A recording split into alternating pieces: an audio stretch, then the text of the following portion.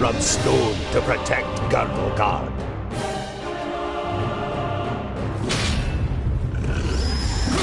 Against orcs, ogres, and all the other beasts of Tion.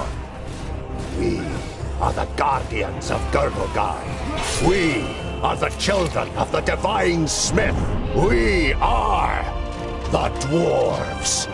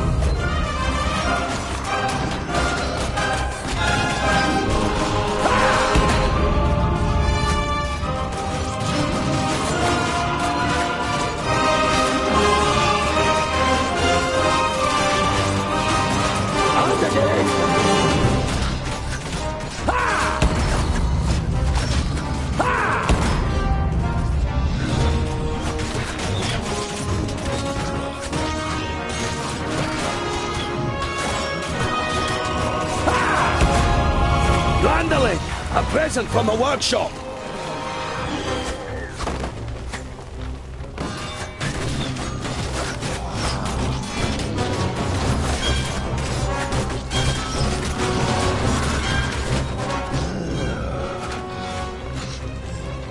Ah!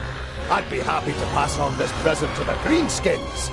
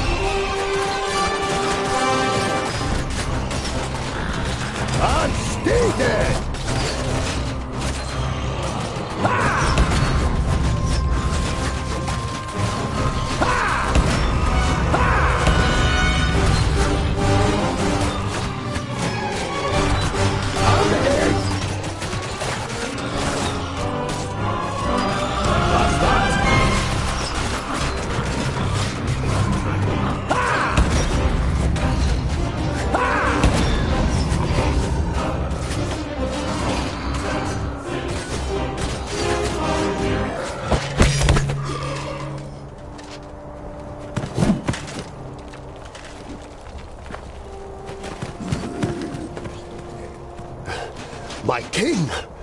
What are you doing here? Giselbert Eye, the father of the Fifthling clan, has not been on the front line of battle against the creatures of Tion for many cycles.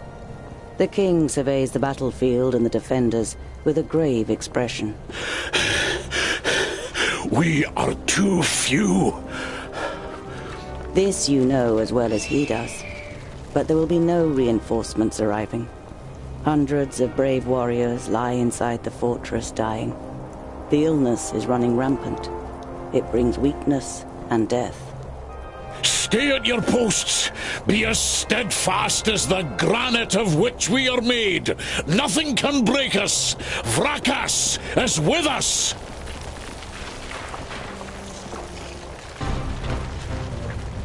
All right!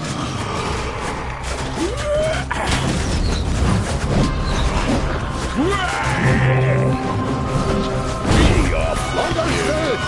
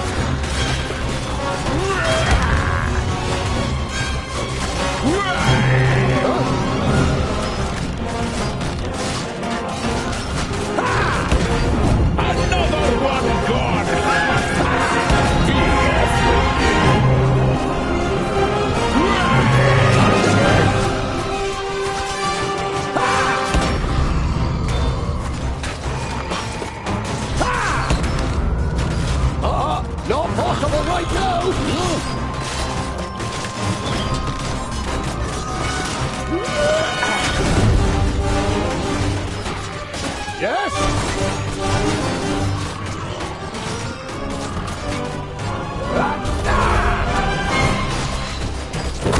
That's that!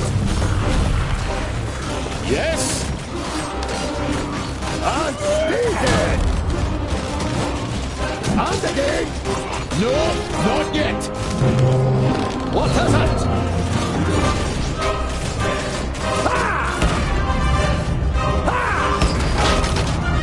Just a moment! What?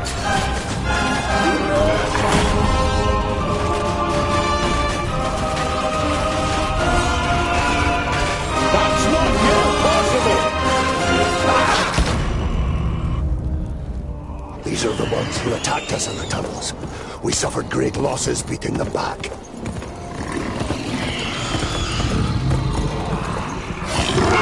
Come here and I'll split you like a straw, you treacherous elf. In his fury, the old king radiates a ferocious power that none of Citalia's children could withstand. But the slight, willowy being sitting astride the shadow mare just grins down, mockingly. You are mistaken. We are Alpha. We are here to destroy the elves. All peace-loving beings here in Girdlegard are under our protection, and you cannot open the gate that has barred your path into Girdlegard since the creation of the world. Not us, but perhaps one of your kind. This cannot be. Silence, you fool! Vrakas, forgive me for what I am about to do. Quickly! In formation! You must hold them back until I close the gate!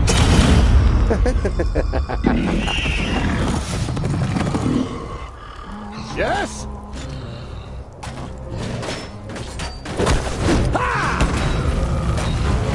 And skated!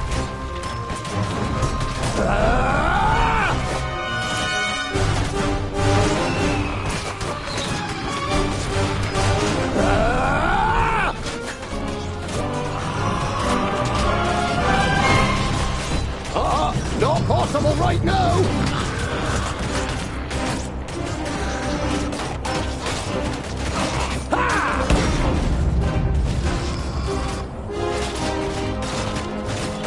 Just a moment!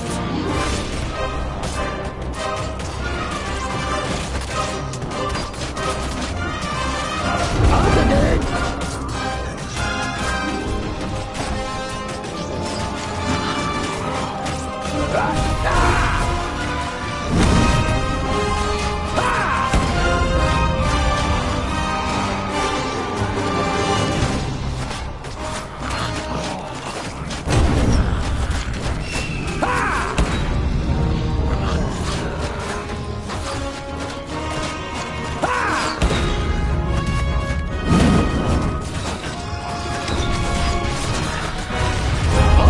Not possible right now! Just a moment!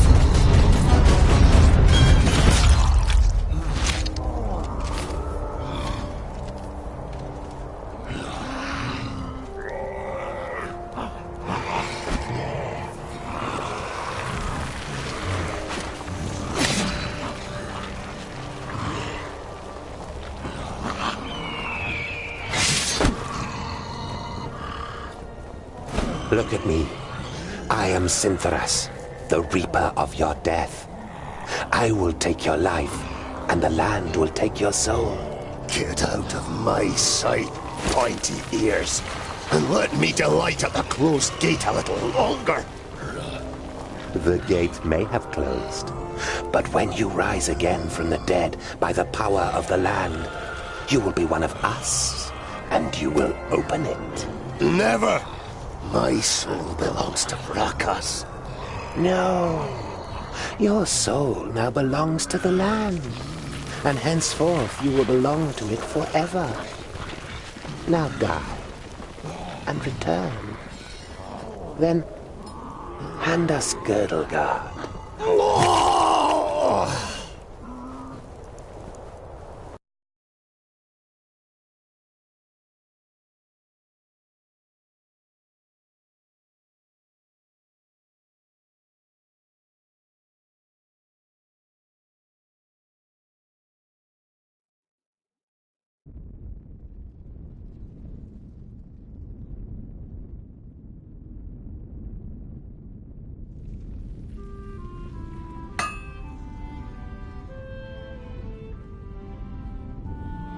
You're a perfectionist, Tungdil Bolafar. I've got a reputation to uphold. If you can't rely on the metalwork of a dwarf, what can you rely on?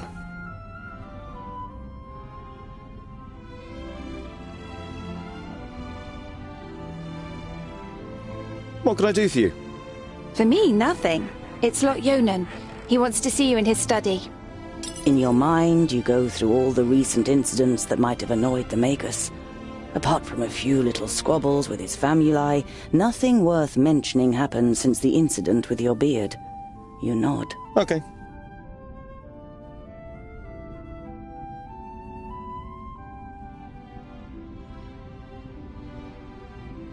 You look dreadful.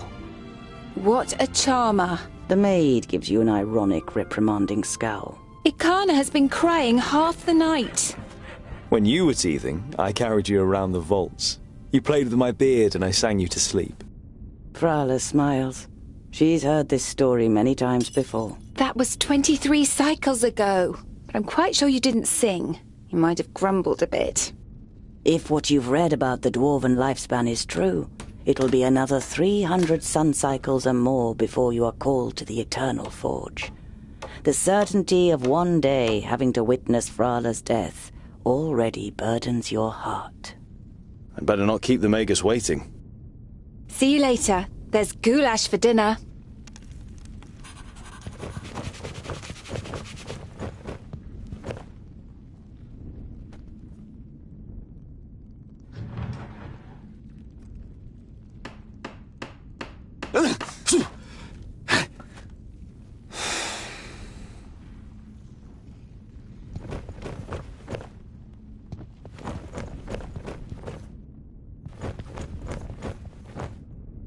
Everything you know about dwarves you learnt from books. The divine smith created the dwarves, and from time to time you make him an offering of some crumbs of gold. It's the most valuable thing you have to offer Vracus.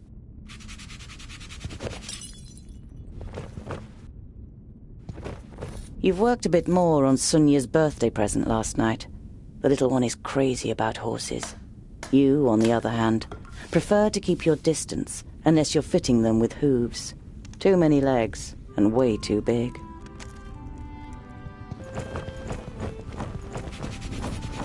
Hey, groundling!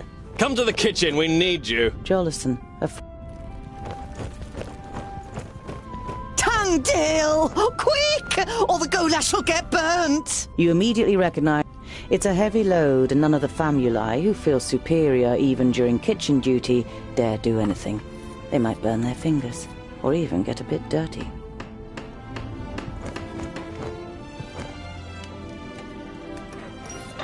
It'd be a waste of goulash. And I'm hungry. Here, hold this.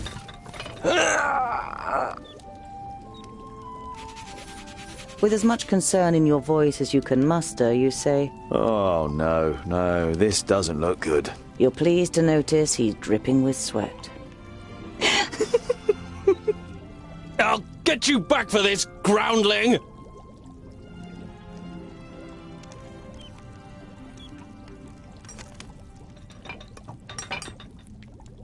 You damned freak! For a moment you hope the famulus really does raise his hand to you. But then he comes to his senses and leaves the kitchen, his face bright red. What a pair you are!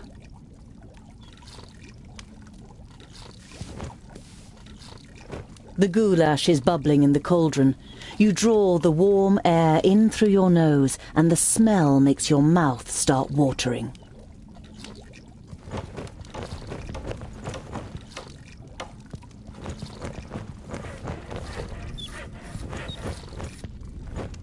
Do you know what Lot Yonan wants? The maid gives you an amused look. She has often accused you of making things more complicated than necessary.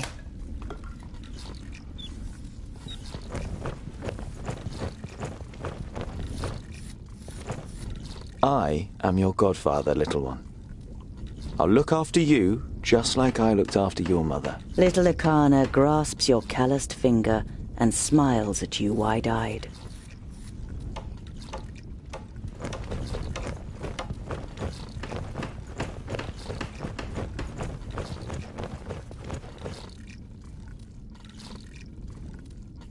Hey, what are you doing, groundling? We're still eating here. Why don't you go and get your own portion?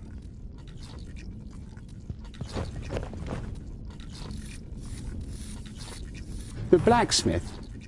Do you want something? Did a horse bolt while you were trying to shoe it? It's certainly not on our plates.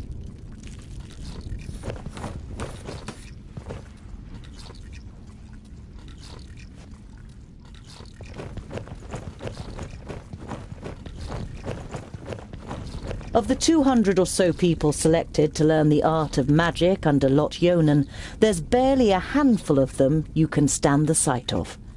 You're not at all interested in magic in all its elusiveness and whimsy. Your realm is the Forge.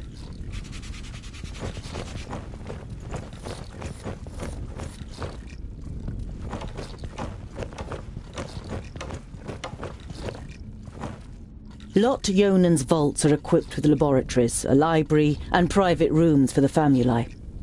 Together with the forge, the kitchen, and the other utility rooms, it makes up quite an impressive complex. But compared to the courts of the other magi, the seat of power in Yonandar is small and modest.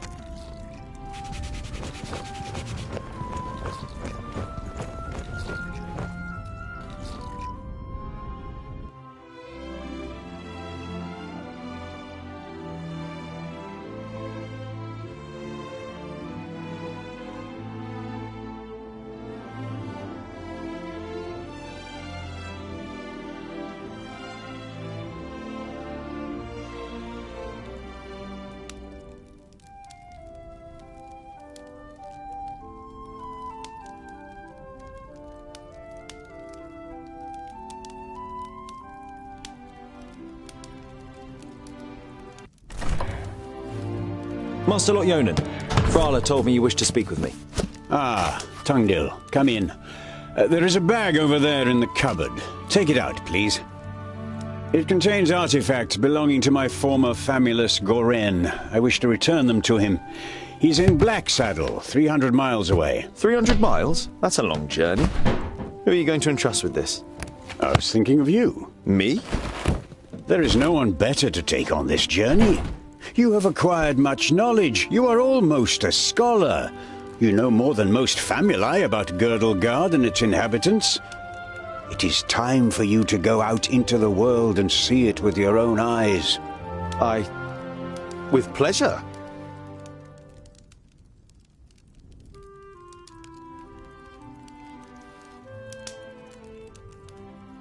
Perhaps I'll meet some dwarves on my travels.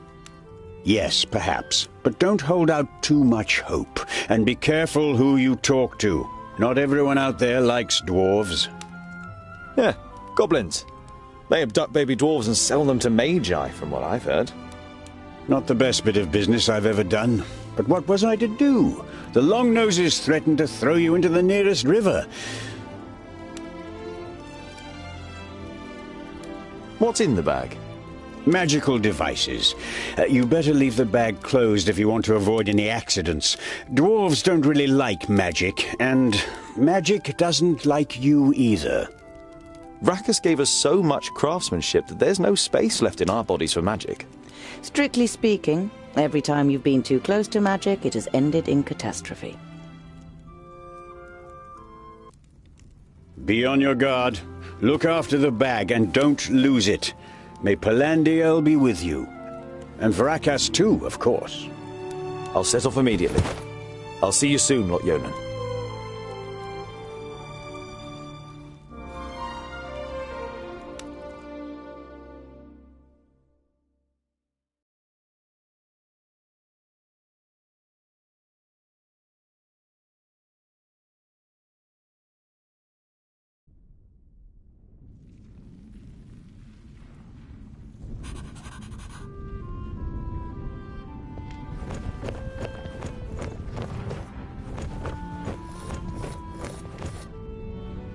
Lot Yonan didn't just take you in. He also taught you how to read and write. But you don't feel like reading right now. Especially as you already know all the books by heart.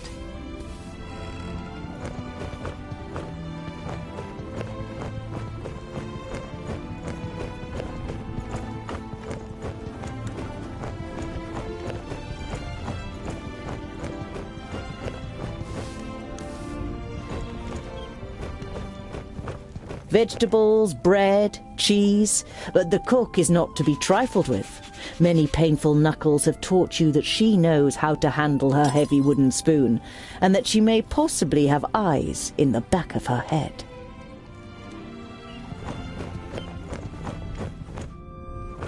Hello, Frala. Hmm?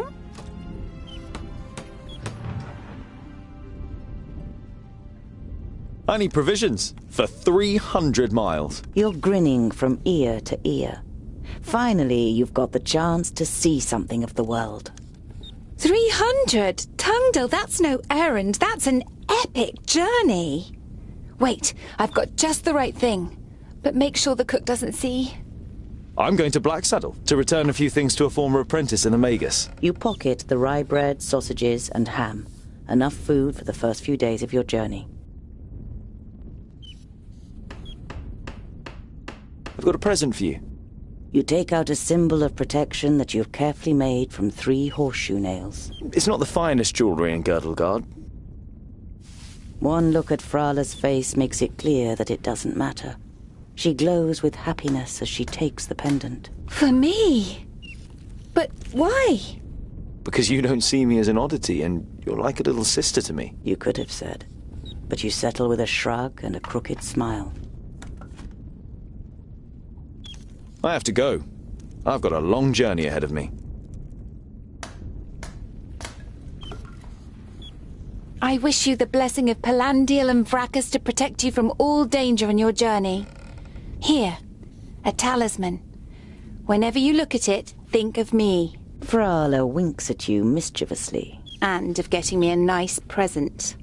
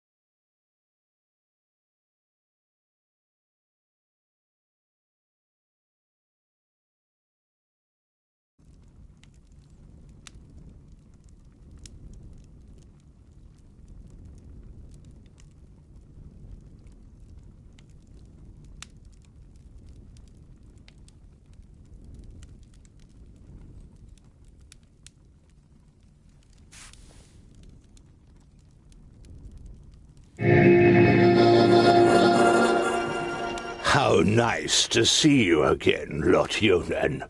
It must have been an age since we last met face to face. Nudin, welcome. Please, sit down. No, thank you, my friend. These are urgent matters, and I don't have much time. You must come to Leos Nudin immediately.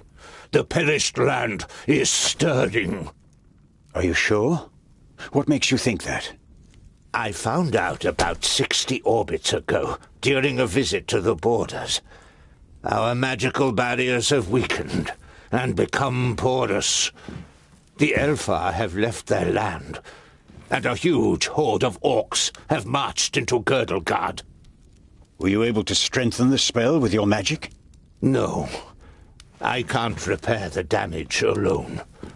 We need the combined power of the 6. The other 4 are already on their way here, but we need your help too.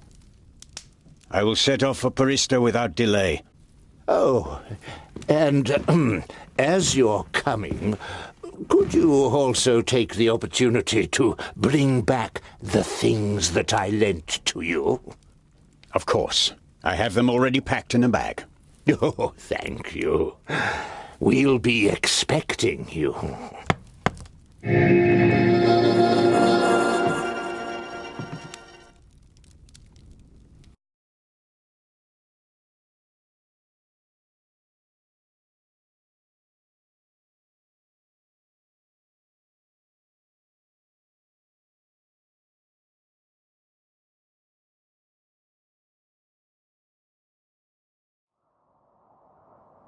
Utterly blinded by the sunlight, you squeeze your eyes tightly shut after only a few steps. The time spent underground has made you so sensitive to light that you're forced to seek shelter in the shade of a mighty oak.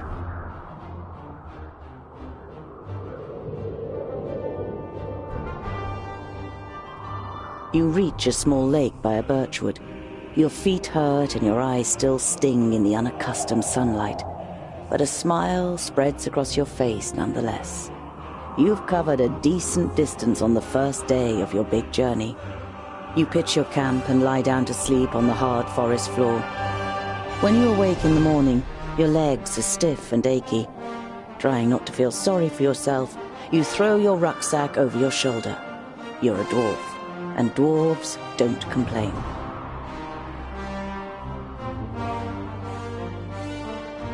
Around midday, with the sun high in the sky and the first beads of sweat appearing on your forehead, you see something move next to the road, a few hundred meters ahead. Some crows are pecking at something in the long grass.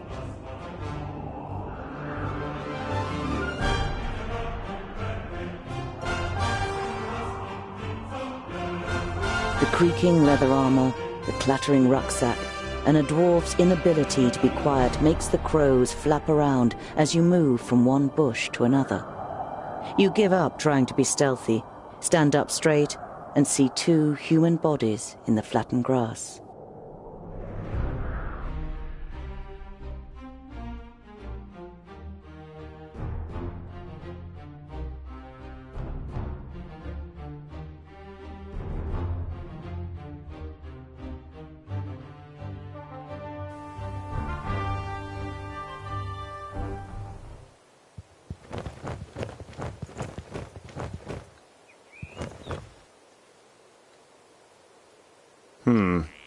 Nothing.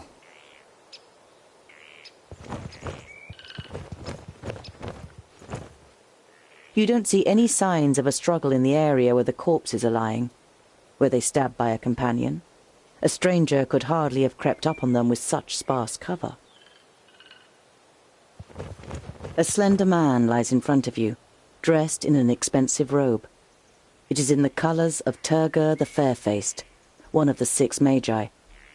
The dead man must be one of Turgur's famuli. You don't see any wounds.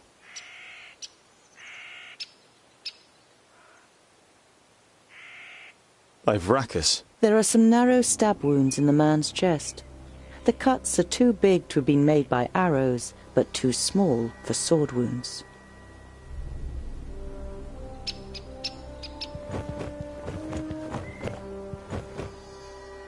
You look down on a tall, broadly built man. He's wearing dark brown leather armor that is strengthened with iron plates. There's a sword lying next to him.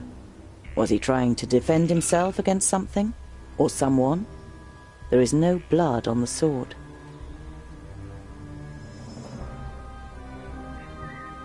The man has the same incisions. It's clear that both men were killed by the same weapon. But what that weapon might be, you cannot say. A rucksack that probably belonged to one of the dead. It seems to have been searched and then thrown away carelessly. You find a few implements, some provisions, and a map. A route is drawn on it from Parista, Nudin's capital, to Lot-Yonan's vaults. Does this mean that Turgur the Fair-Faced is in Parista and wanted to send Lot-Yonan a message? And if so, why didn't he use magic? Did he want to contact him without anyone noticing? Why all this secrecy?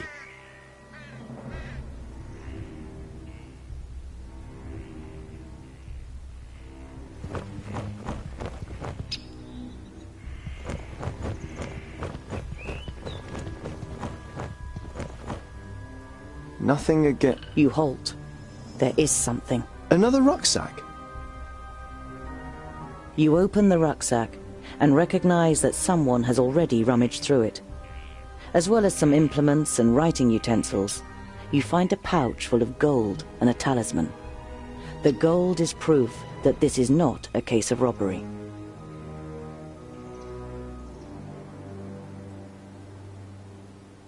Warmth and a feeling of security flush through your body as you touch the talisman. You feel safer just holding it in your hand. I'm taking you with me.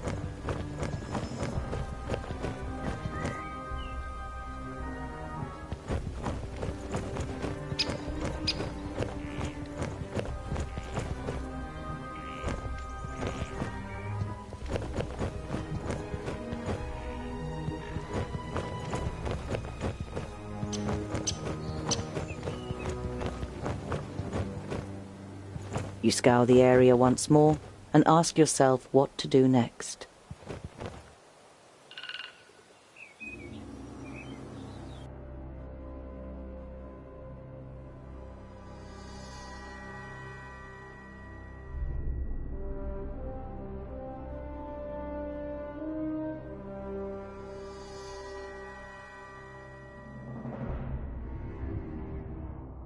It's time-consuming and strenuous work digging shallow graves in the ground with a stick and covering the corpses with a few stones. But it should at least keep the crows from their feasting for a while. You continue on your way so as to put a few more miles between you and your grisly find before night falls.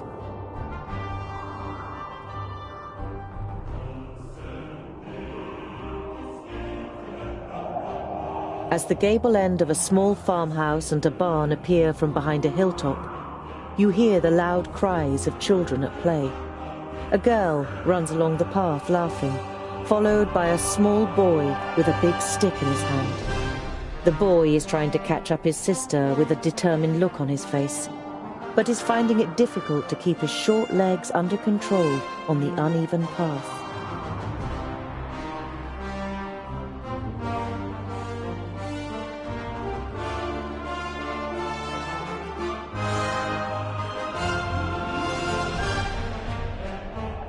You look down on a large village on the banks of the Warder.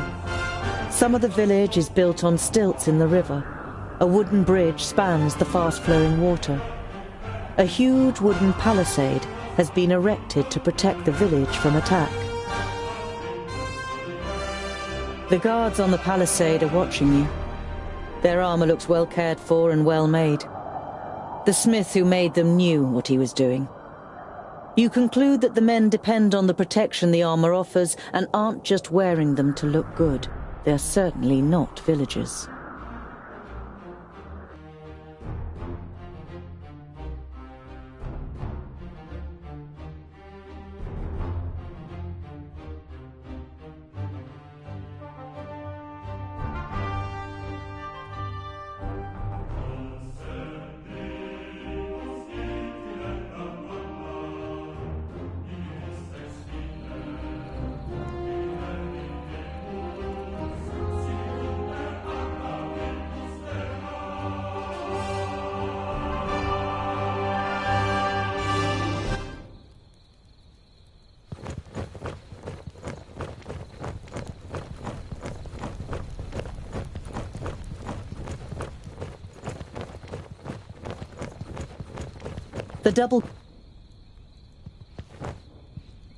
Some of the guards begin to whisper as you near the gate. Hello up there! What brings you to fair good water? And have you seen any orcs on your travels, groundling? The man leaning over the palisade eyes you up and down carefully.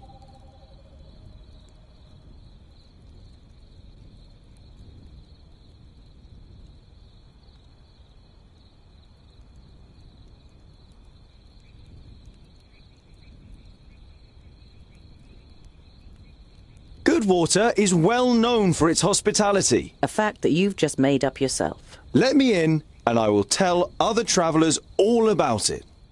I regret to inform you that we cannot allow you to enter. The gates stayed closed once night has fallen. There is certainly no regret showing in the man's face.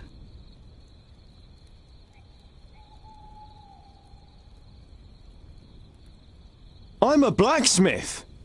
And a dwarf. Let me tell you, your gate might look solid, but it won't withstand a real orc assault. The murmuring all around him makes the man pause for a moment. If anyone else had criticized the stronghold, they'd have been laughed down and shooed away. But no one understands defense systems like the dwarves. A dwarf blacksmith who just happens to be standing in front of our gate? That's right. I can see to it that orcs crack open their skulls on your gate, just like at home on the High Pass. Skulls that add up to hard cash for you. You only know about the secondling stronghold from books, but you can see in the man's face you've pushed the right buttons. All right, then. You can spend the night in the village. You begin work tomorrow morning, and it had better work like you promised. Of course. It's a trifle.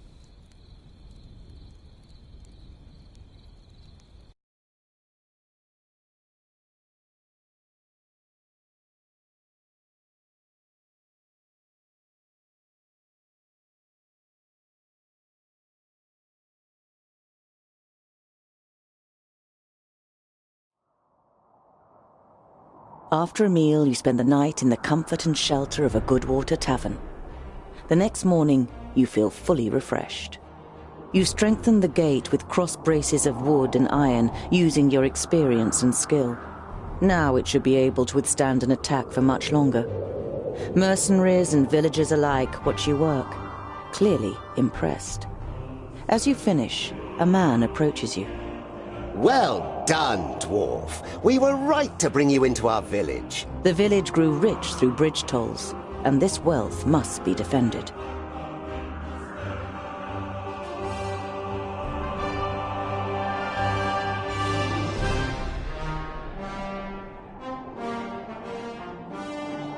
You're proud of what you've achieved in such a short time. You've even invested more time than was wise. I was happy to help. But half the day is lost, and I must be on my way. A strong dwarf like you will always be welcome here in Goodwater. Be careful out there. Who knows where the orcs might be lurking?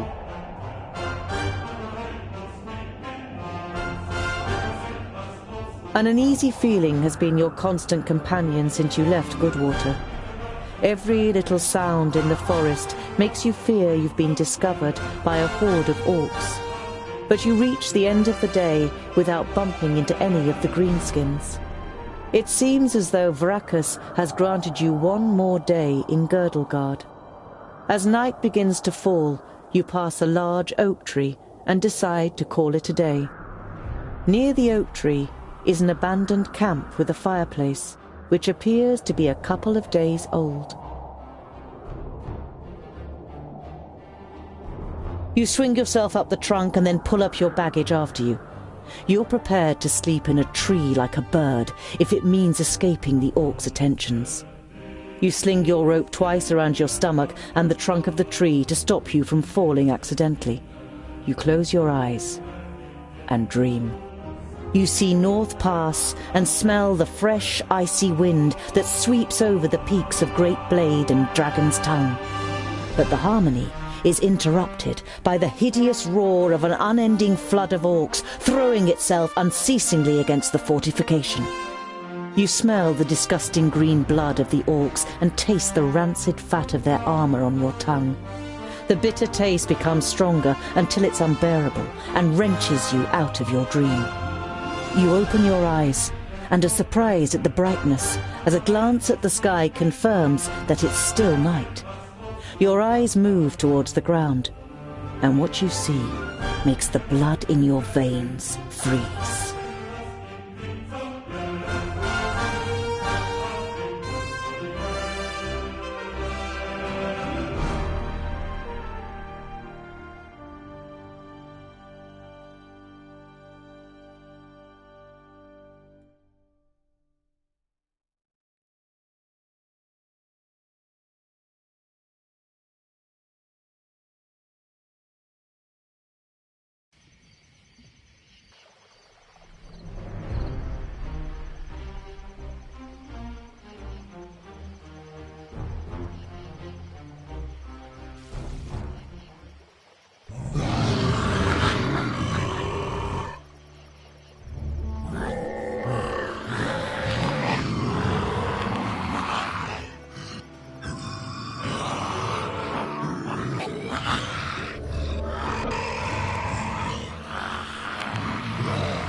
I am Sinthras of Son Balsur. My master, Nod On the Doublefold, ruler of the perished land, has elected you, the lords of Taboribor, to be the sword that conquers the south. You mean you want us to put our necks on the line and be killed by some magus? Lot Yonan and the others will be taken care of. Your task is to create a diversion in the south until my master's plan succeeds. And which of us is the leader? The one that conquers the most land. So Kragnar will be the new Grand Lord. He glares at Ushnots and Bashkog. The Kragnar Shore tribe will conquer the most land. Never! We will overwhelm the cities of the Red Bloods quicker than you can suck the marrow from a bone. We shall see. You can't believe what you're hearing. If the beasts of Tion ride into battle together, catastrophic cycles lie ahead for Girdlegard.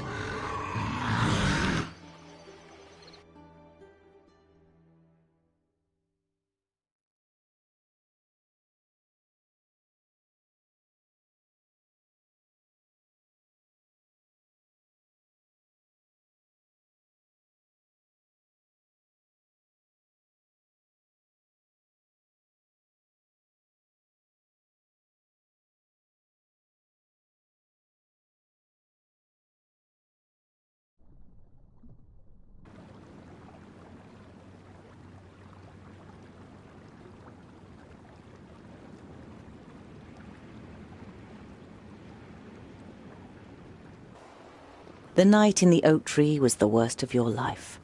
You spent every single moment afraid that you'd be found and savaged by the orcs.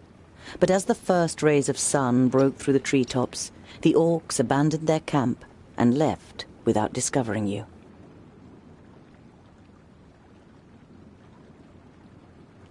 Better safe than sorry. Your eyes scan the deserted camp, and you listen carefully for any noise. But you don't see or hear anything suspicious. Better safe than sorry. Your eyes scan the deserted camp, and you listen carefully for any noise. But you don't see or hear anything suspicious.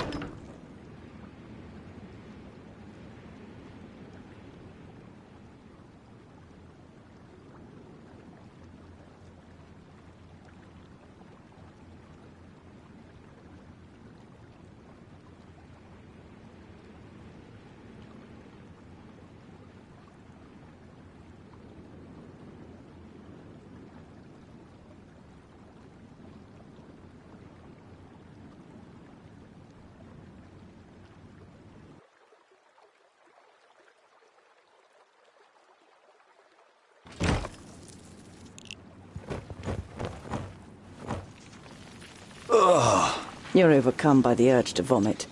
You have, of course, heard the stories, but seeing with your own eyes that orcs actually do eat humans is a long way from just reading about it. This is the place. I knew it was here. Come on then, find that stupid necklace. Hey, Fuskar! In front of you! A groundling! Perfect for a spotted breakfast.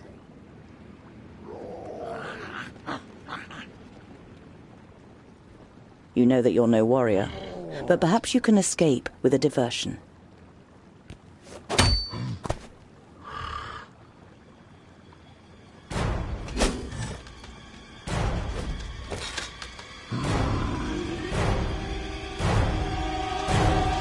Oink, oink, little piggies!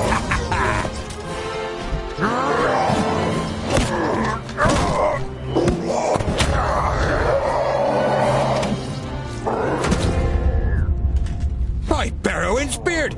How did you manage to lose your weapon? Go and get it, and this time, hold it tight! Hey, that one was mine!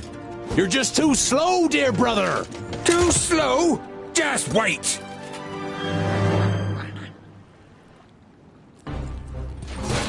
Yeah!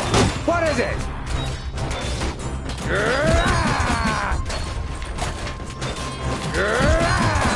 What is it? Yes? And what now?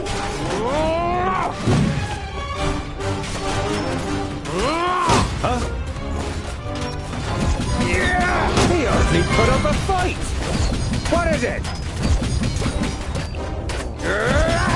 What is it? He hardly put up a fight! Yes? Yeah!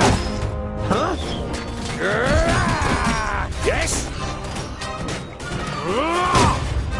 Huh? Yeah! Ow! And what Another now? one bites the dust. What is it? Huh? Yeah! What is it? Pow! Another one They're bites hitting the me pretty dust. hard! I need help over here, quickly!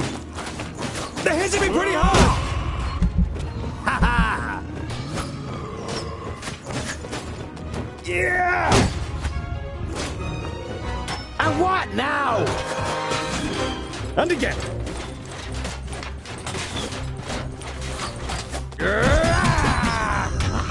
I didn't hit you very hard. What is it?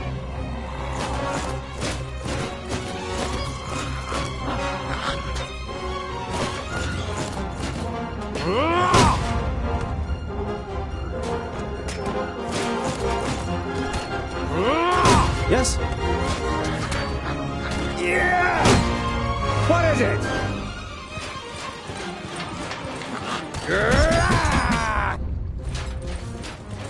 Pow! Another one bites the dust. I'm not that quick. Yes?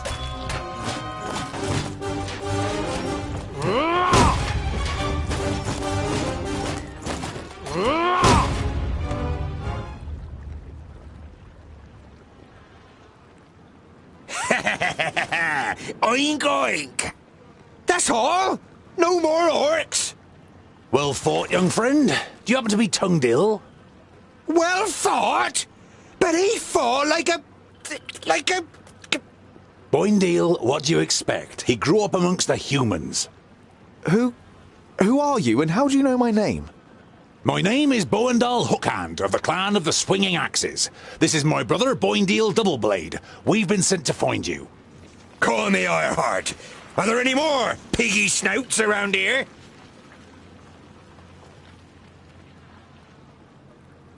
There was a meeting last night. The Elfar serve a certain Nod-On who calls himself Lord of the Perish Land. They have enlisted 3 orc hordes to cause unrest in the south. Did you hear that, Boindale? Piggy snouts! The Elfar from San Balzur and the orcs from Taboribor are working together? And could ally with the orcs from the Perish Land. The twins look at you solemnly. You all know what that would mean for the people of Girdlegard.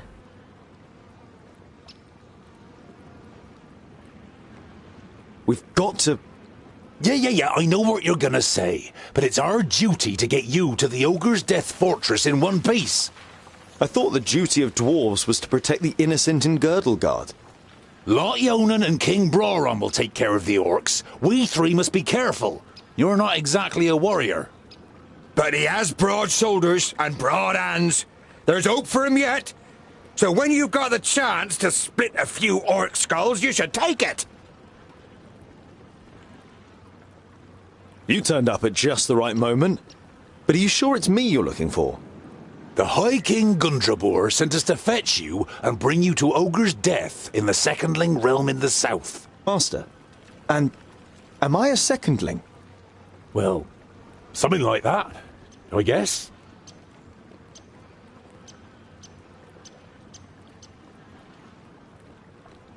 Then my family was found and the High King wants to bring me back to my clan. No, you're not a secondling. You're a fourthling. And you're to... The High King will tell you all about that once we get to Ogre's death. We should get going.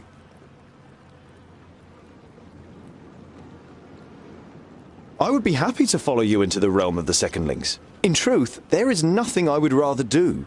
But first, I must travel to Blacksaddle and return some things to a former famulus of Lot-Yonan. Blacksaddle isn't exactly on our way. It's on my way. We can head south as soon as I've carried out Lot-Yonan's orders. Well, he's certainly got the stubbornness of a dwarf. Perhaps we'll be able to make a real dwarf of him on the way. All right, we'll accompany you. The sooner we find that famulus, the quicker we can get back to the mountains.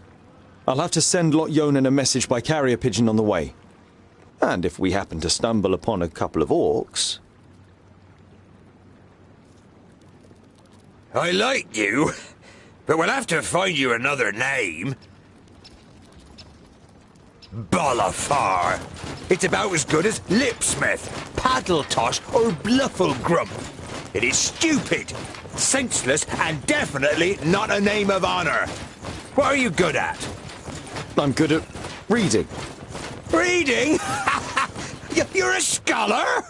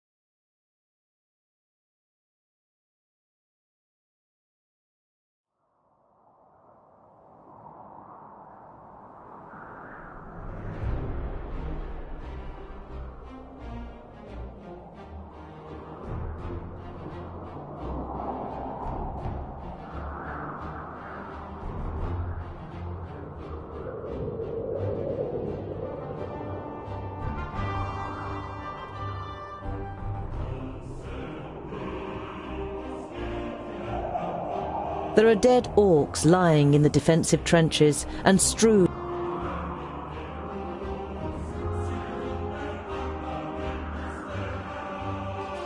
You see a camp with a wagon and two people on the edge of the path. Behind them, Blacksaddle towers up above a thick, dark forest, about a half a day's journey away.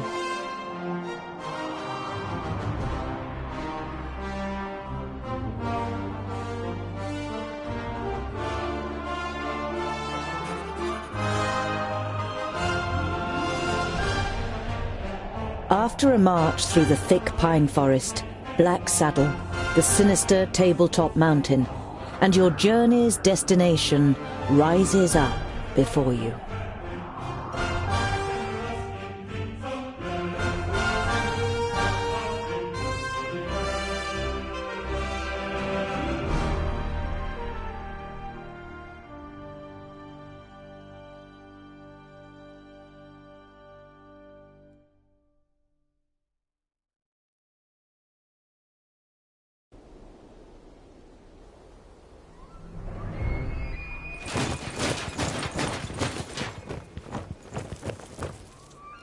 Are you sure that the famulus lives here? Yes, according to Lot-Yonan. Although you try to put a lot of assurance into your voice, you too see no signs that anyone lives here. No castle, no tunnel, no camp. There's nothing here but mountain. Then we'll have to take a closer look. You do that, scholar. We'll be waiting for you here. You think about objecting, but it would just be a waste of breath.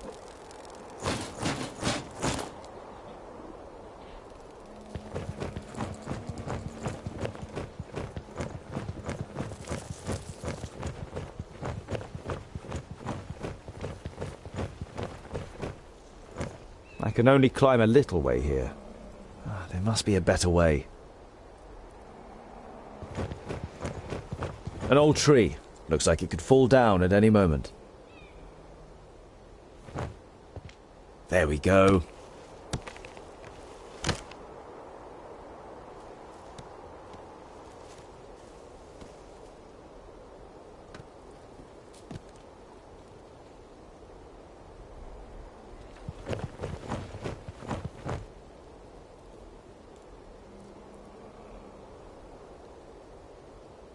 Too steep. I can't get a grip anywhere.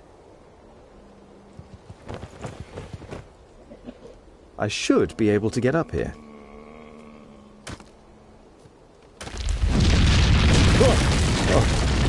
Phew. That was close.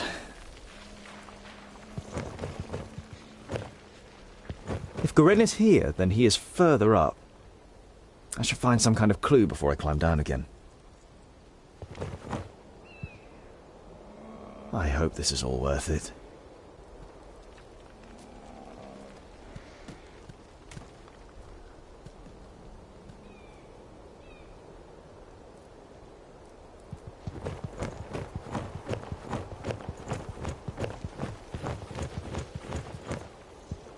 There's something engraved on it.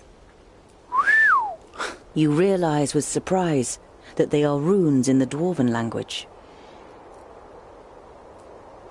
Built with the blood of our enemies, be unyielding as the rock, and soak the land in their blood. Huh?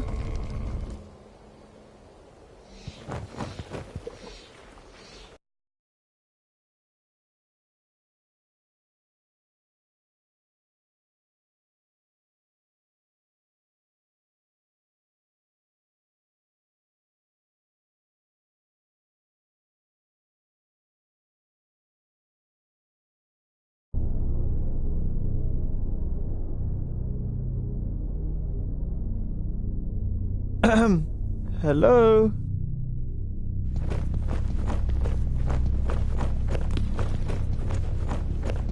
Master Garen? Lot Yonan sent me to bring some items back to you.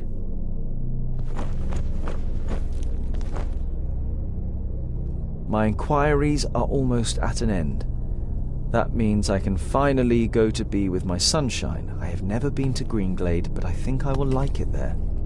I deposited my most valuable things in the grave of Horengarth before my departure and secured it with magic. The password is... You recognize the following words as rune names, but they're written in the learned language, so you don't know which they are.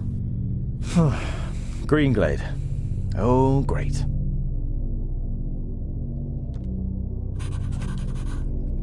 Useful. An eternal flame. I know who taught him that.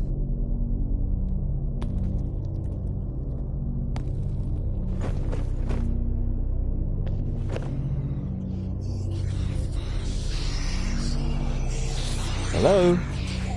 Is anyone there?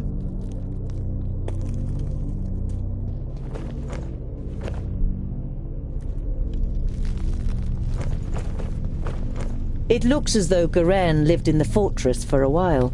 It also seems that he left several lunar orbits ago. He's not stealing. It would just be a shame if the provisions went off.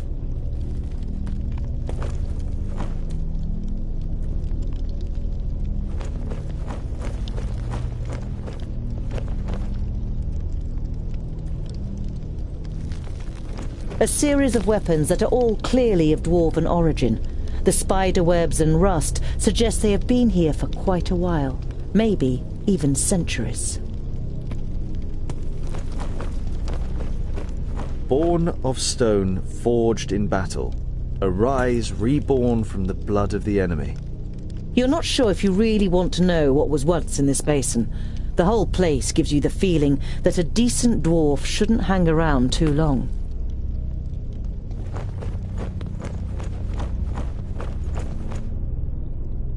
A rune. Clearly magical.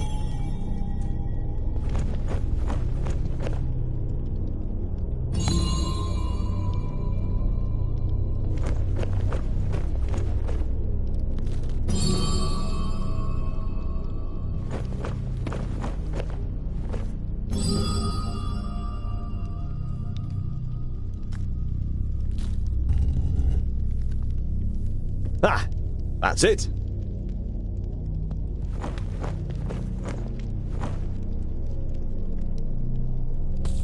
Goren's most valuable belongings.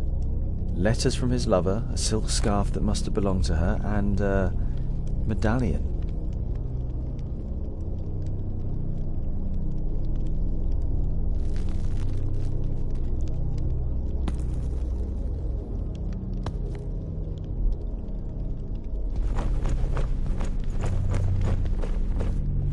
Graves. Could be buried here.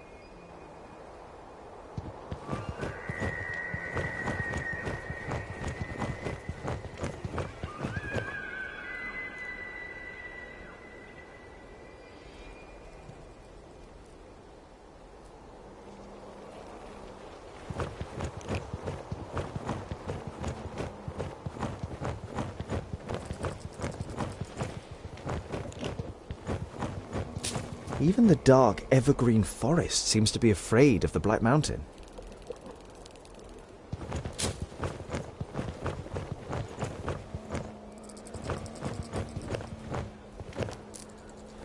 So, Scholar, what are the results of your inquiries? There is an abandoned fortress in the mountain, and I think it belonged to the Thirdlings. Boindale's eyes narrow. The blasted dwarf killers! A Thirdling fortress? Here? In the middle of Girdlegard? We must let High King Gundrabur know about this. The fortress has been long abandoned by the looks of it. Anyway, I can't go to Ogre's death until I have completed my quest. Goren is in Greenglade. Huh. The High King? Why do you want to bring me to him?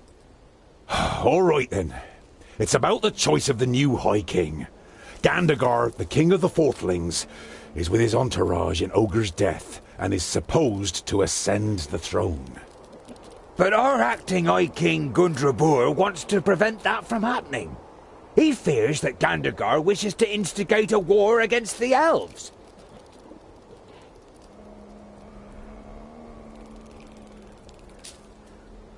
But what have I got to do with that?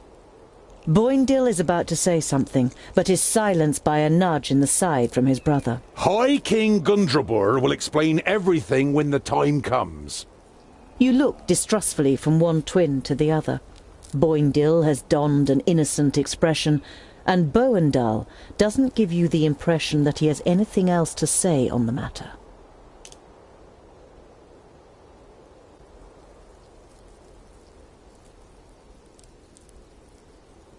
Whatever, your High King must wait. I have a quest to carry out in Greenglade. But our quest is... Boindale raises a placatory hand and throws his rucksack onto his back in preparation. Let it be, dear brother. Look at him. He has made his decision, and you will not be able to change his stubborn dwarven mind. You can't help but smile.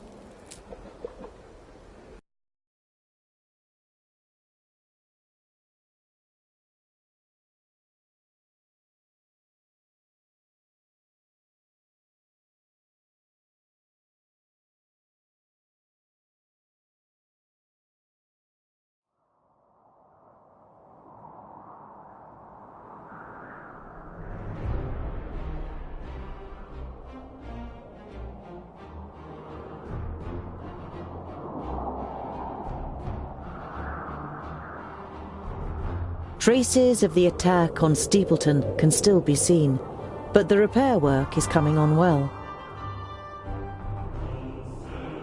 While taking a rest, you see a car trundling along the road not far away from you. A young couple are sitting on the box seat. The sight reminds you of a long, unanswered question. So, I was wondering, what do female dwarfs look like? Pretty. Very pretty. Uh-huh. You were expecting a little more information. Do they have beards? No, I would say it's more like fluff. Oh, very attractive. And what do they do? I mean, are they warriors too? In our kingdom, most take care of domestic life. They take the animals down to the meadows in the valleys, make sure the larder are full and that there's plenty of good beer, and make our clothes. It only ever causes problems when men and women stand shoulder to shoulder in battle. Some of them are talented stonemasons and smiths, and beware of insulting their skills. They are no less proud than we are.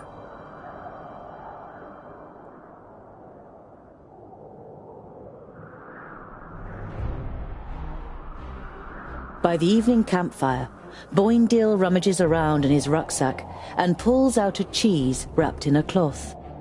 He sticks a fist-sized piece on a spit and grills it on the fire. There's nothing better than grilled cheese at the end of a long day. The smell it gives off makes you hold your breath. Oh, it smells like my socks after weeks of marching in my boots. Oh, picky, are you? Hardly surprising, considering you were brought up by humans. It's ruined your taste. Boindil holds the stinky cheese at the end of the stick under your nose. Eat, and stop complaining. You pull the warm piece of cheese from the stick. It tastes dreadful. Your fingers will smell of it for the next few days, and probably your mouth will too.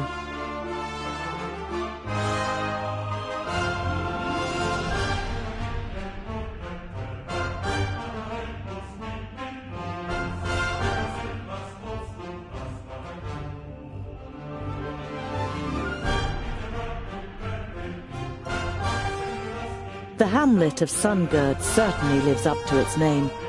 You arrive as the sun sets behind the tower of a Palandial temple, lighting up its stained glass. There's a shop in the village, and through the window, as well as some everyday objects and food, you also spy a shelf full of books. A small bell rings as you enter the shop. The twins look around, but seem rather disinterested, until they discover a couple of gemstones on display. On the wall to your left is the bookshelf you saw through the window. It's quite unusual for a village shop to sell books. You stroll towards the bookshelf and read some of the titles written on the spines of the books. You know many of the works from Lot Yonan's library. Oh, by Vracus, look, dear brother! The scholar really is looking at books. It's an interesting selection, Boindil. I could make some recommendations for you. Boindil throws his arm around your shoulder and pulls you slowly away from the bookshelf. What if someone sees you? Here, this is more our kind of thing. You follow him reluctantly and are shown the selection of gemstones.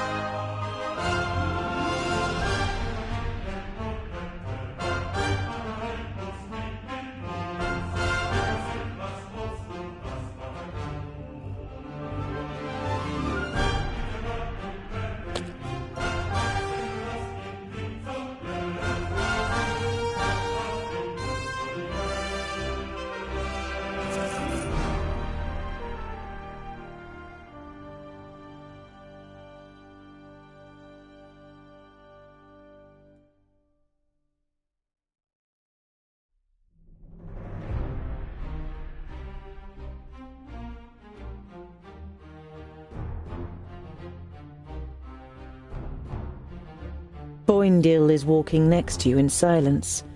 Now and then he looks at you from the side. And you really do like books? Yeah, I'm curious. And you could find many answers in books. Won't you have found all the answers at some point? Quite the contrary. The more books you read, the more questions you ask. Ah, I knew it. Oh, just a waste of time.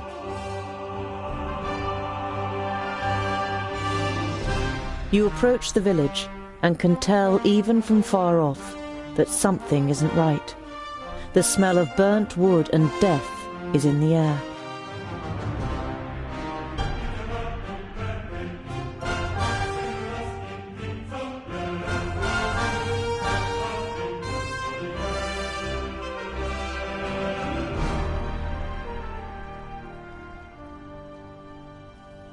By Vracus. The piggies have really shown those pointy ears. We couldn't have done it any better. Stay alert. I want to find out what happened to Goren.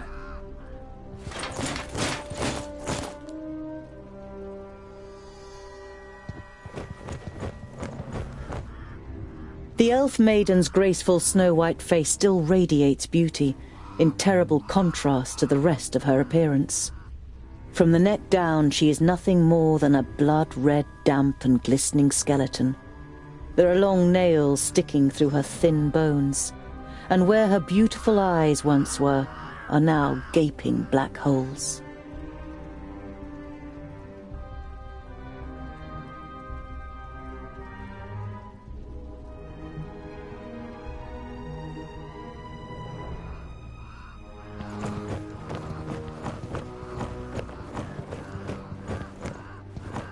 The hand that painted this picture was that of a master.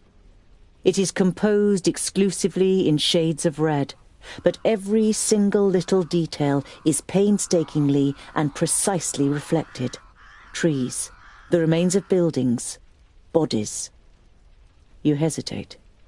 This picture portrays the village in its state of ruin. Examining the canvas more closely, you realize that it is actually made of skin, and the red paint seems more than suspicious now.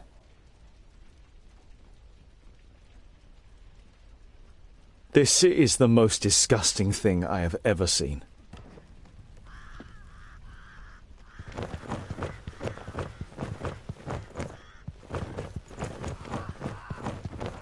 Hoofprints! Burned into the ground! Alfar? The fire in Boindill's eyes flares up with delight. Huzzah! That would make a change from those stupid peggies. Did you hear that, brother? We might get to test our blades on Tion's pointy ears. You have read about the elves and their buildings.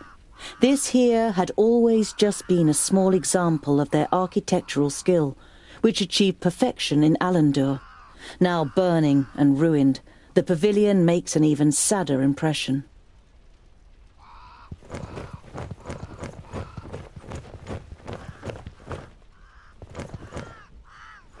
The body of the man is riddled with arrows and is lying in a small patch of undamaged ground, while a sea of flames must have raged in a circle around him. The robes remind you of those of Lotjonen's famuli. This, plus the fact that the man used magic, makes you quite sure that this is Goren.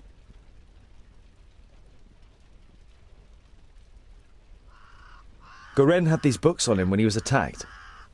Was he trying to bring them to safety? Your eyes fall upon a sealed letter next to the books. The circumstances seem grave enough for you to break the seal. Greetings, Turga. I am glad to hear that you finally wish to confide in Lotjonen. I have found out something new about the demon. It's all written in these books. I think they are the key to his destruction, or I hope so, at least.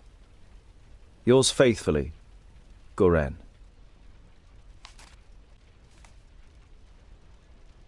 What demon are they talking about? You instinctively think about how the magical barrier is only a few days' march north of here, and beyond it, Vracus only knows what kind of creatures live in the Perish Land. You destroyed my painting. Now I need fresh blood to paint a new one. Huzzah! This will be fun! We finally get to fight! I hope your blood doesn't clot too much. It has to be nice and fluid for my fine brushstrokes. Ha! How do you plan to defeat us, pointy ears? There are 3 of us. Oh, only 3. That makes it easier. She looks over the corpses. Otharin lueth buanre! What's happening? That's the perished land. Impossible. Greenglade is south of the barrier. I know of nothing else that can resurrect the dead. Knock their heads off or they'll keep coming back.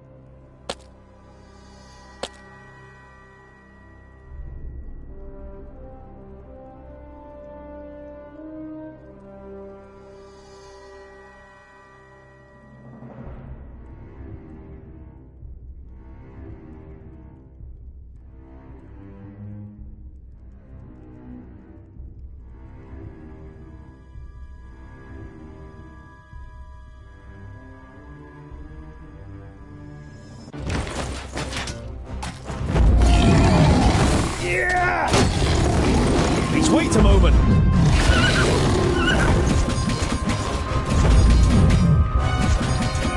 What is it?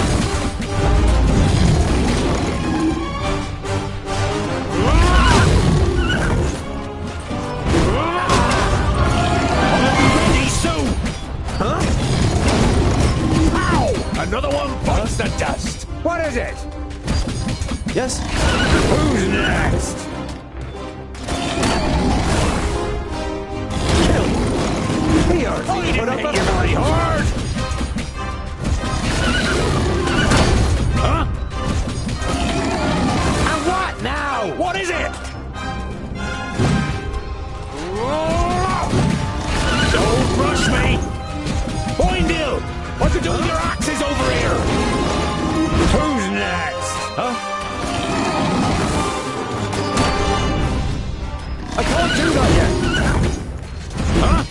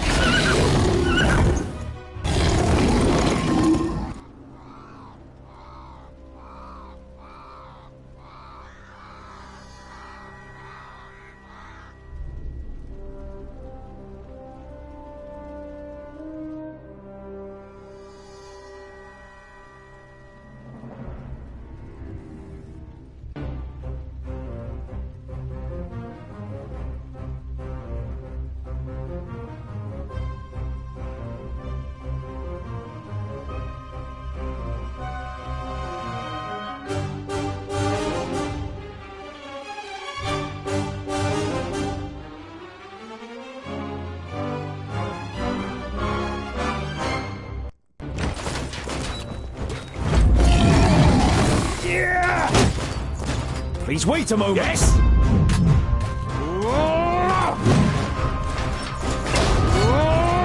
What is it? Vile creature! Let me get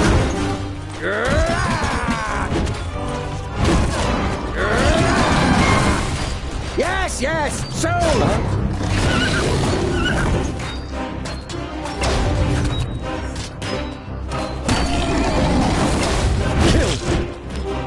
Huh?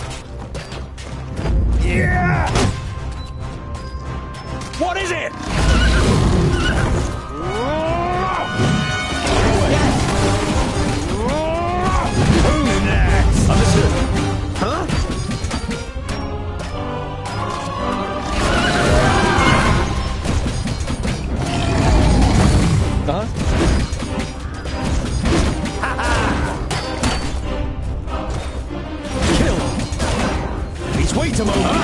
I didn't hit you very hard. What now? Yes? Who's next? And again. Yes? Put up a fight. Don't do that yet. Huh? Ow! Another one bites the dust. Give me a hand. I didn't hit you very hard now.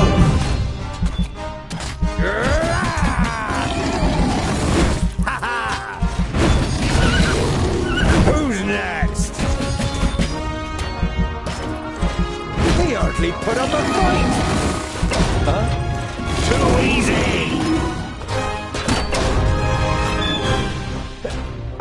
He cheated.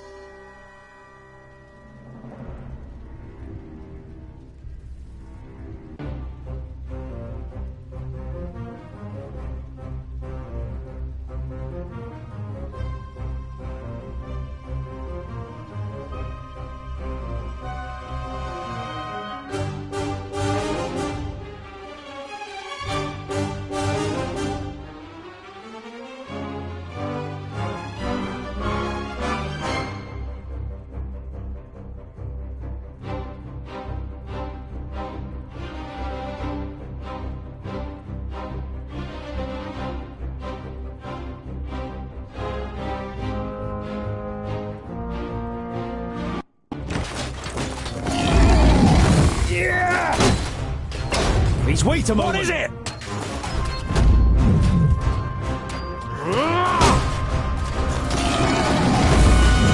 Ow! Another one bites the dust.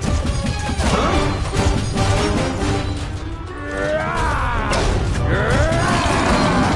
Yes? Too easy. And again. I can't do that yet. Huh?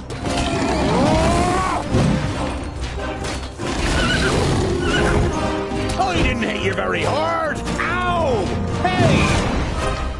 What is it?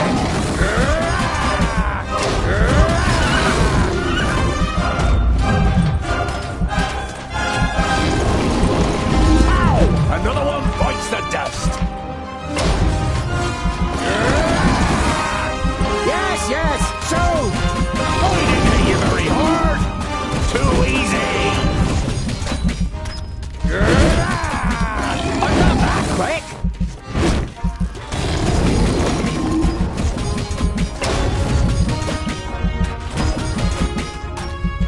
Who's next? Pow! Another one bites the dust. Please wait a moment. Yes?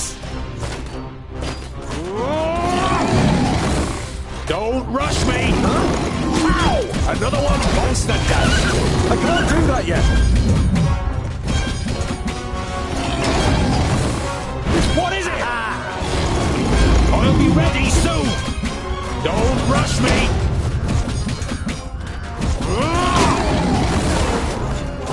Who's there? You very hard. And what now? Damn it! How many more of them are there? He hardly put up a fight. Too easy. Huh? Ha ha! Huh? And again. Killed.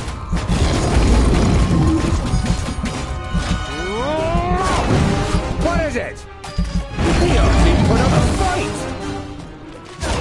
Ha ha! Vile creature. Who's next? Please wait a moment. Pow! He hardly put up a fight. Killed.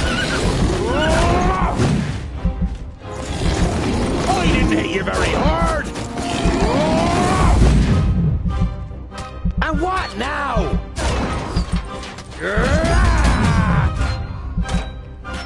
Yes?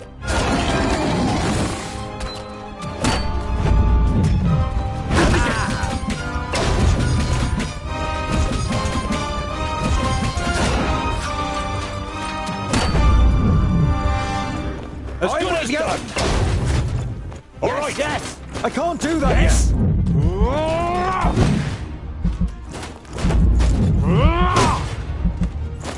What is it? Ow! Hey! Yeah! Huh?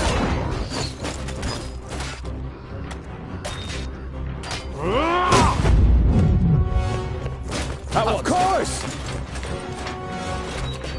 And what now?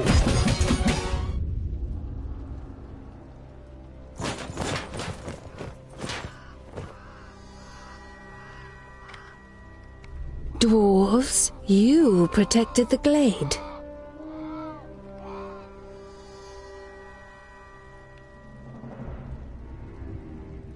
The perished land. The barrier has fallen.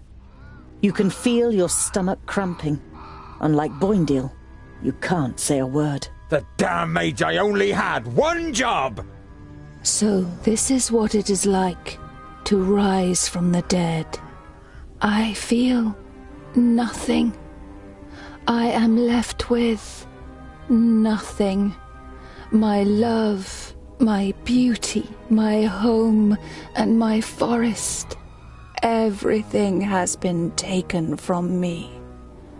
I beg you, have mercy, and put an end to my suffering. Without even being able to look into her eyes, you recognize the sadness in the elf maiden's expression. The dignity that she must once have radiated can only be imagined in her current state.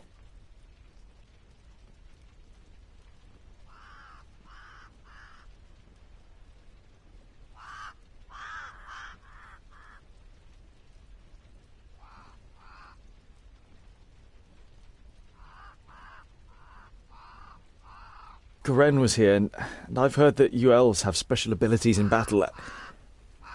Did the Alfar take you by surprise in your sleep? I felt her presence, but when I confronted the elf, she had already killed the first of us and resurrected the perished land. It fills humans and dwarves with a hatred for life. It turns you into beasts. They charged through the village like a fury, and everyone that they killed became one of theirs.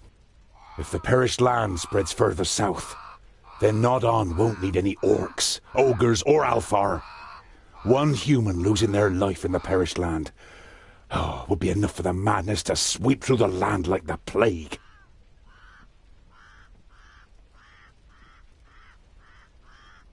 Your stomach turns, but you know that it's right.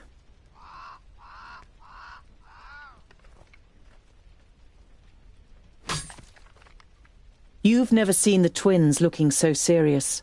They would pit themselves against any army of orcs, but this is something beyond their power, and yours. We need the Magi. They must rebuild the barrier.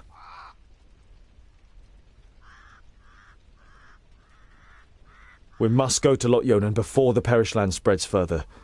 He will know what is to be done. Neither of your companions objects. I can't believe it. The barrier has fallen. How could that happen? Who could tell? Anything could go wrong with all that hocus-pocus. It had held back the perished land since the fall of the Fifthlings. Reinforcing the barrier whenever it loses power is the primary duty of the great Magi. I can't imagine how Nodon or anyone else could have broken through it.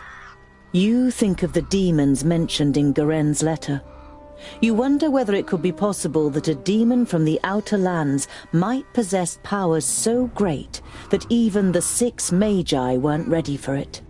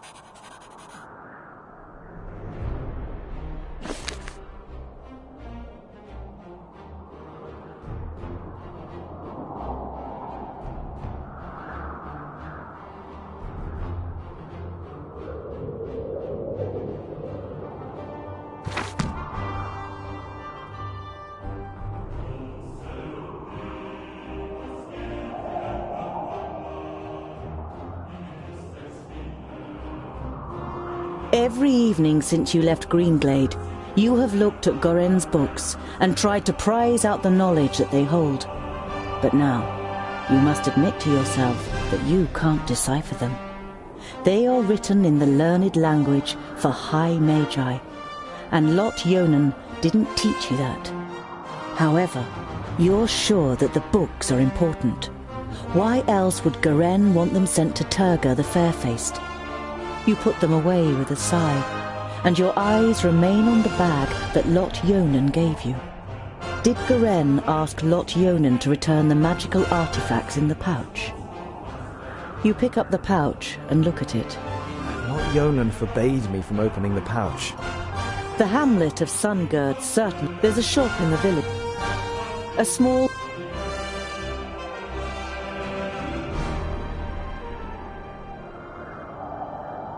Just like previous nights, you are haunted by the image of the elf maiden nailed to the tree in Greenglade. You wake from your sleep and look around you. The night is unusually dark. Despite your good dwarven eyes, you can only make out Boendal's outline, even though he's keeping watch only a few steps away. You're about to lie down again, but suddenly feel something cold against your throat. Next to you, the pale face of an elf slides into view. Good evening. I'm afraid we missed each other in Greenglade, so my companion had to receive you on her own.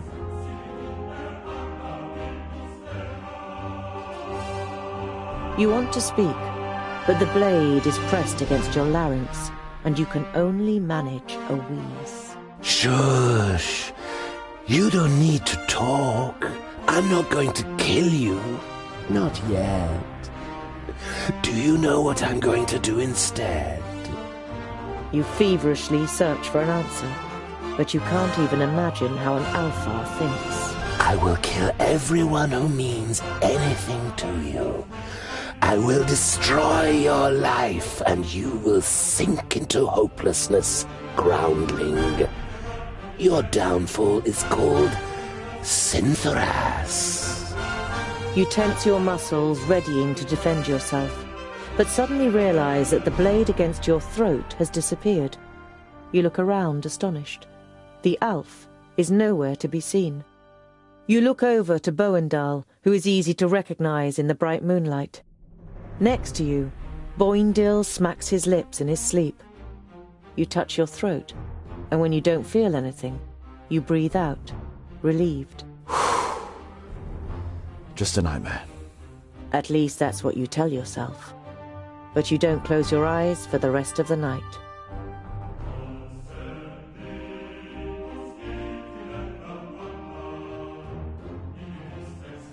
Boindil unwraps his dwarf cheese again and cooks it on the fire. When he offers you a piece, you take it. I knew we'd make a dwarf of you in the end. You chew on the cheese so you don't have to answer. It tastes better than you first thought.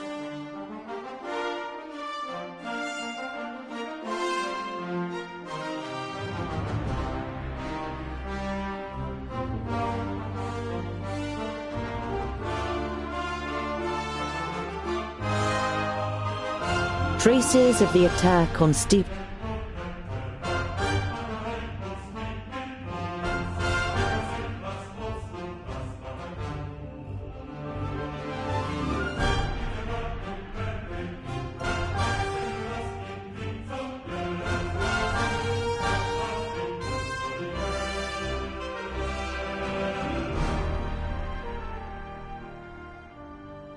Once you reach the top of the hill above Goodwater, you can see what is left of the village. The sea of red-roofed tiles has given way to a forest of burnt black ruins. Shattered wooden planks and bent iron bars are all that is left of the gate. I couldn't save them. Even the reinforced gate.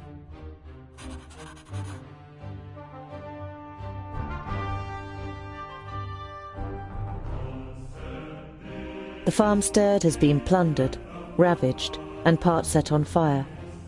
But not all of the buildings are destroyed. You call out for any survivors, but there is no answer.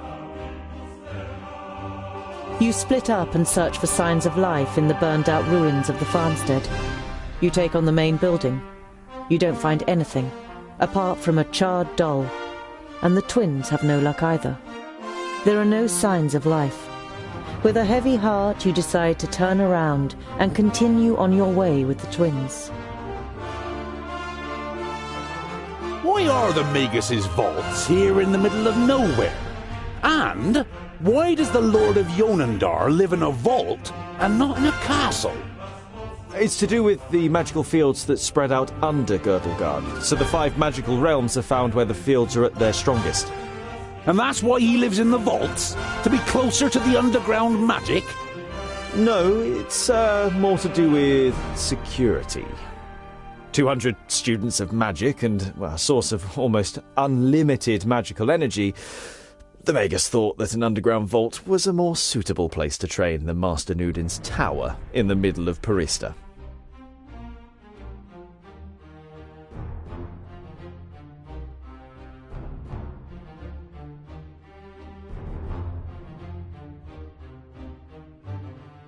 I don't like it here. All this hocus-pocus is bad news. Us dwarves know that and keep well away, just as Vracus commanded. I hope you know that too. I cannot perform magic, and I've never attempted to. Nevertheless, please show respect. Remember that it was Lot Yonan who took me in and saved me. Now then, it would seem that the tongue of the learned one becomes somewhat haughtier, and his sentences doth wind most strangely as we verily approach the vaults. You can't help but grin guiltily. With a beseeching glance at the twins, you step into the area in front of the vaults. Seeing no one there you might greet, you and your companions enter your old home through the open gate.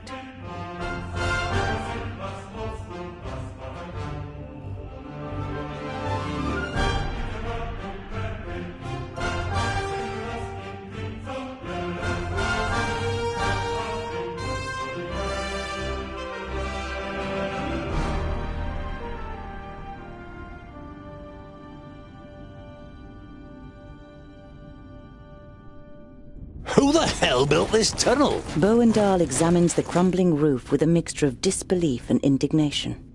Be quiet. I want to surprise them. Is that such a good idea? What if we give your master such a shock that he casts a spell on us? I don't want to be turned into a mouse or a bar of soap. It is unusually quiet in the vaults, but the smell of dinner is in the air. You imagine Frala looking up at you from her cooking pot in the kitchen and smiling. Ah, there's boiled and roasted meat for dinner. Come on. That's no reason to go and get... Only Longans will build like this. They've cut through the strata with no concern for the veins. That's obvious, even to a warrior like me. Oh, the warmth has dried out the strata and made them all crumbly. Even the wooden beams won't hold the roof up for much longer. Tungdil, have you found your Magus yet? No, not yet. I'll keep looking.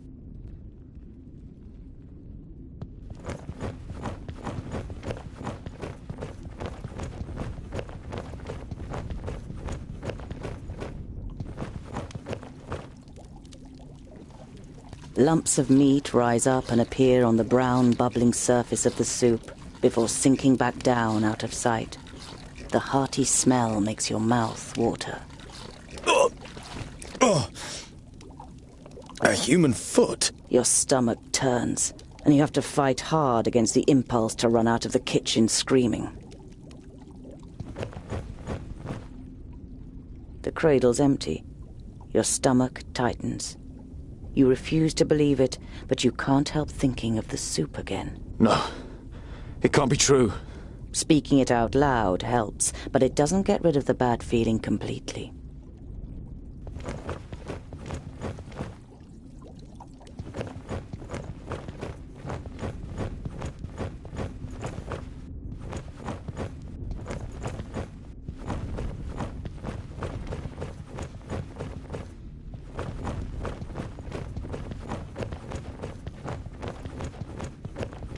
You look around the workshop with growing panic. No one to be seen.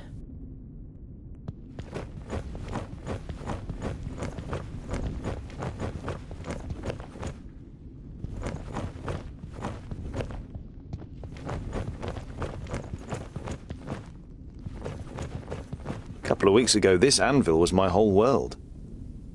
Now my world's a whole lot bigger.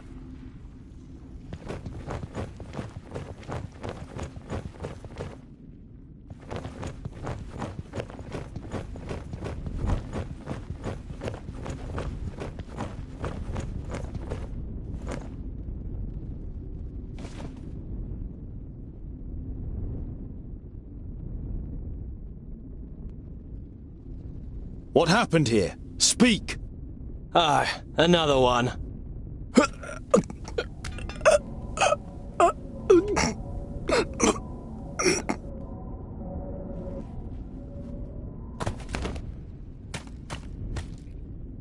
Don't even think of using magic, or I'll lodge this pretty piece of steel in your brain. It takes the Famulus a few seconds to comprehend the situation he's suddenly found himself in.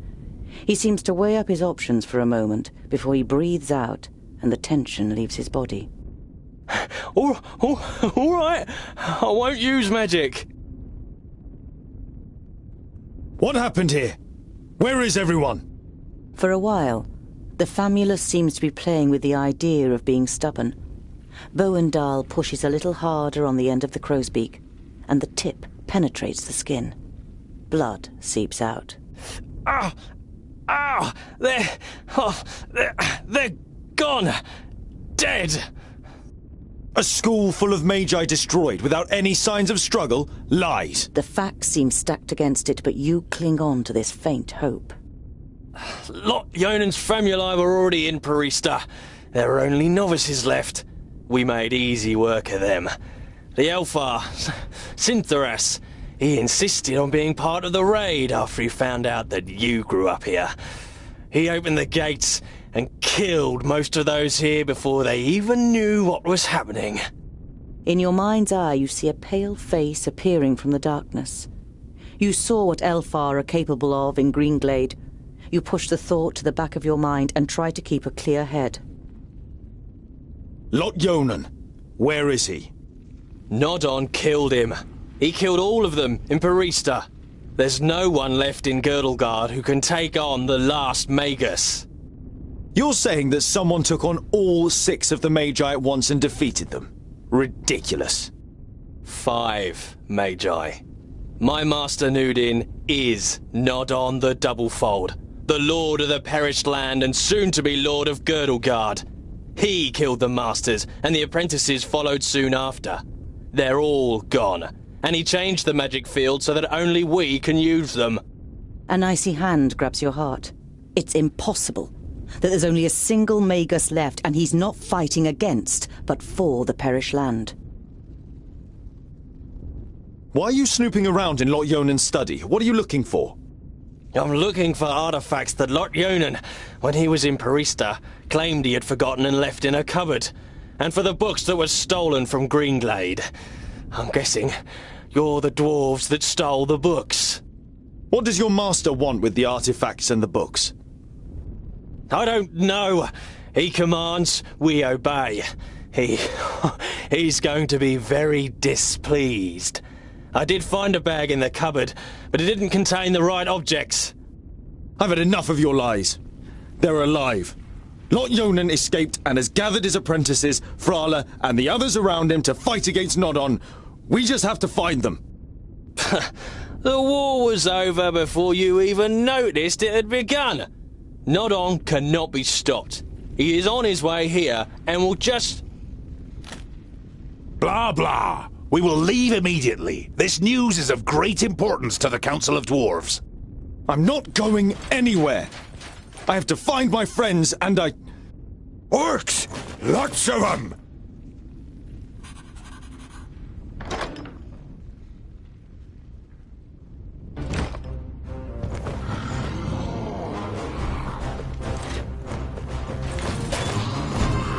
What is it? Huh?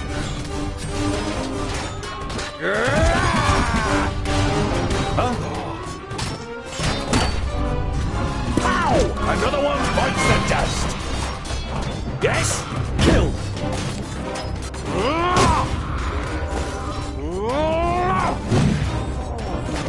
What is it? He hardly put up a Filers! We could knock some of them down and bury those runts. Who's next?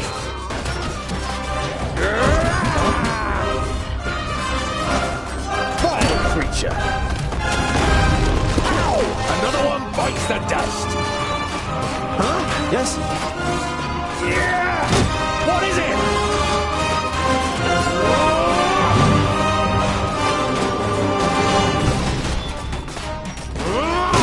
What is it?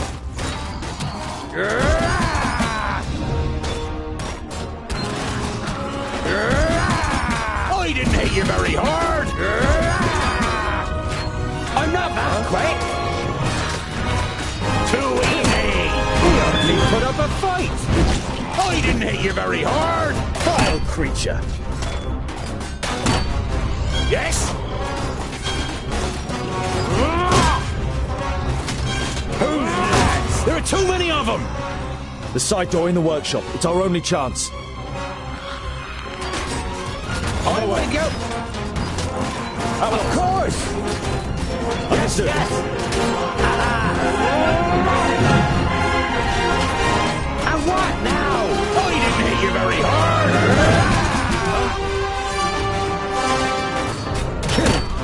Who's next? Vile creature! What is it?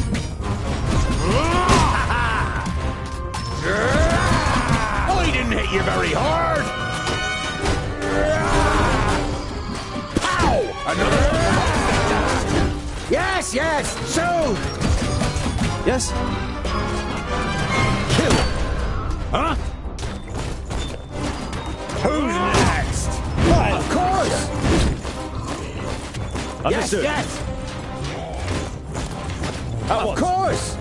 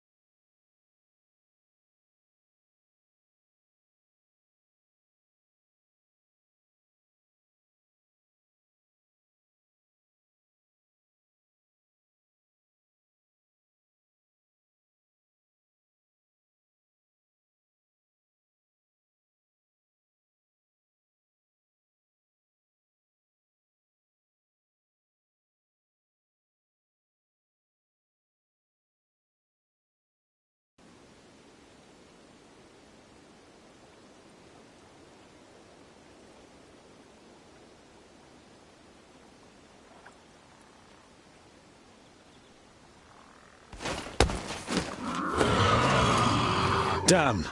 The first 20 are mine. You have come far, but this is far enough.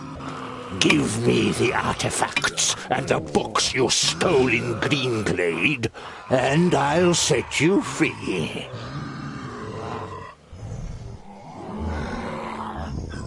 What's with the artifacts and the books? They belong to me. Lotyonen was supposed to bring them to Porista, but forgot them. So, I came to pick them up. That's all you need to know.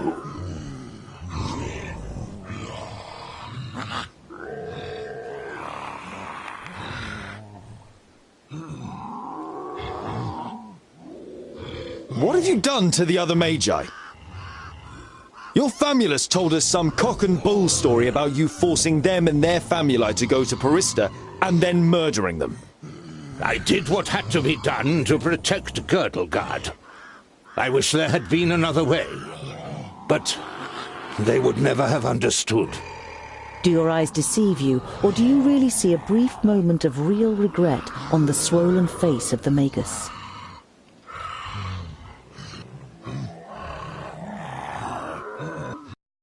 You wanting my rucksack is enough reason for me... Look after the rucksack. If you lose it, you will also lose your life. Go back to your realm, dwarves, and let your king know that I need his land. Either he hands it lies, take it by force. You can take this one with you. I have no use for him.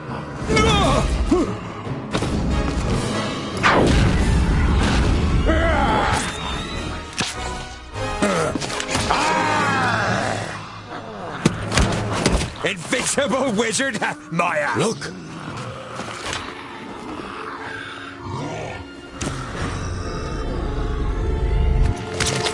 Let me handle her. Kill the dwarves.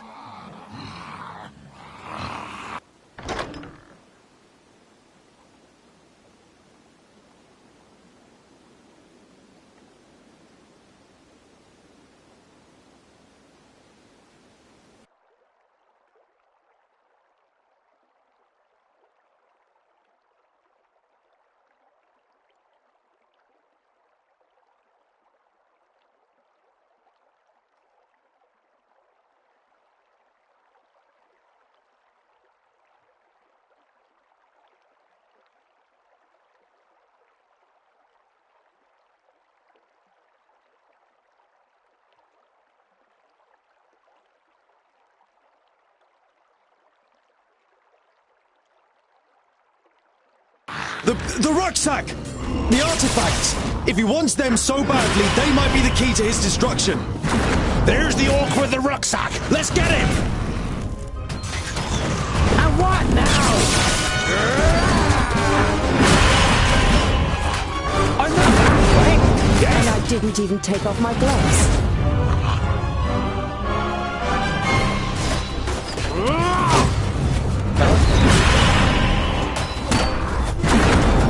Wait a moment!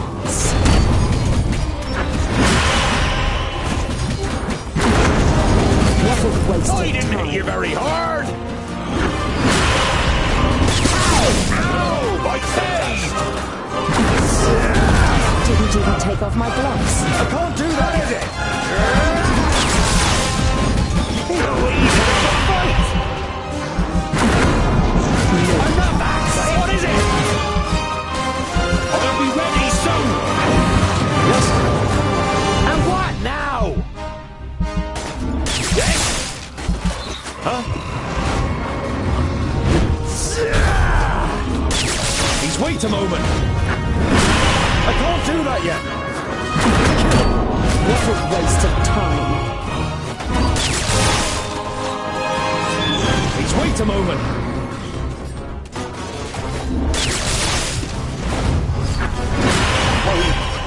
Wasn't expecting this!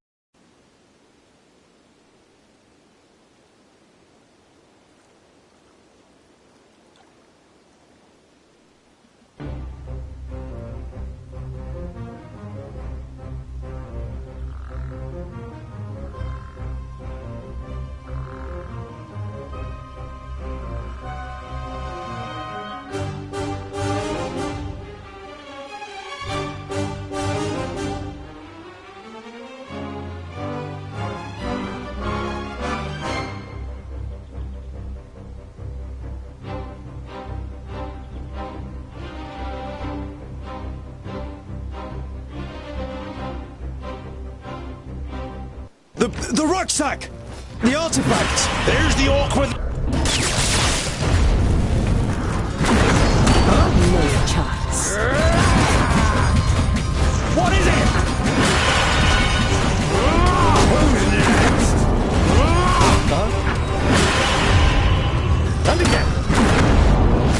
waste of time. Vile creature! And what now? Ow! Another one bites the dust! Who's next? Too easy! Yes? Who's next?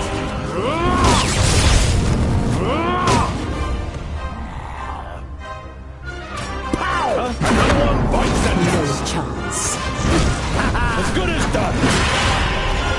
Yeah! Yeah!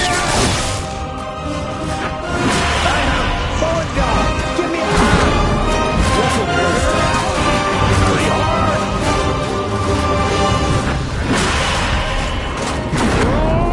Yes? Vile creature! And what now? And again! No chance. Yes!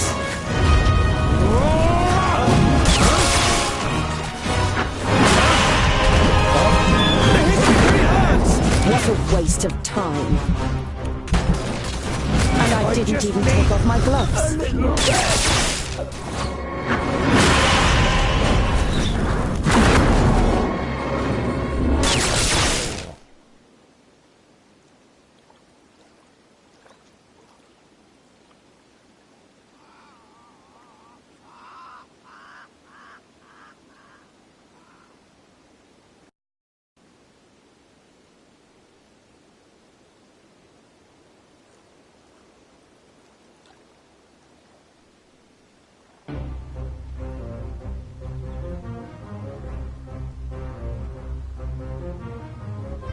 The rucksack!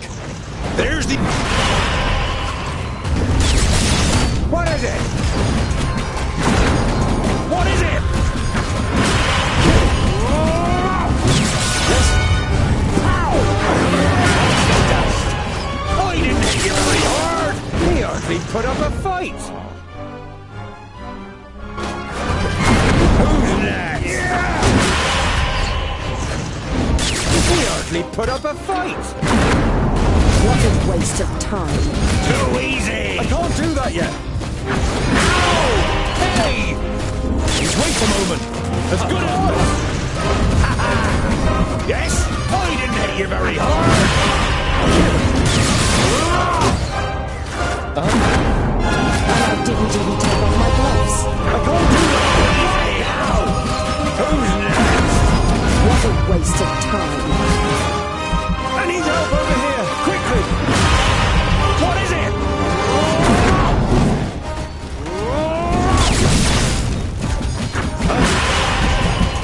Vile creature! They cheated!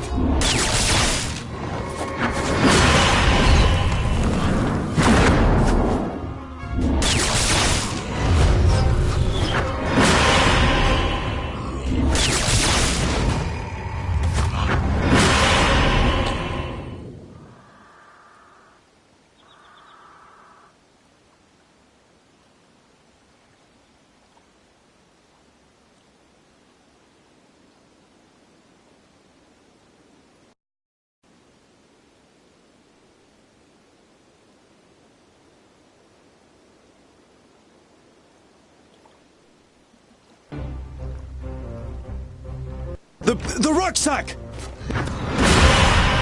What is it? No chance. Who's next?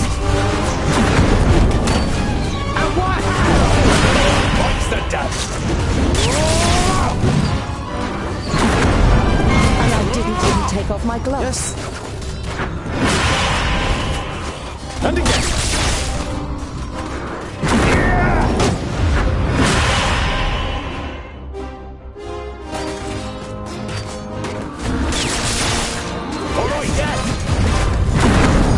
What a waste of time. Who's next? He hardly put up a fight, huh? I have forward dog. Give me a hand. And what now? Hard. Vile creature.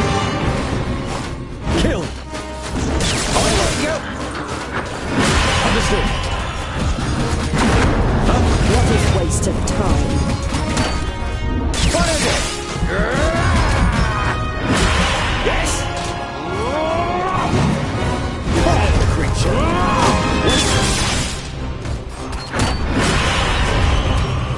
Please, wait a moment. And what now? Yes, yes, so! I'm not that way! What is it? Huh?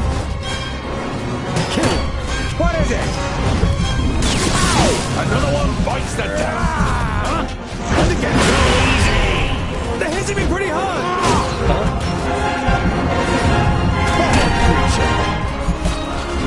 I just need a little rest.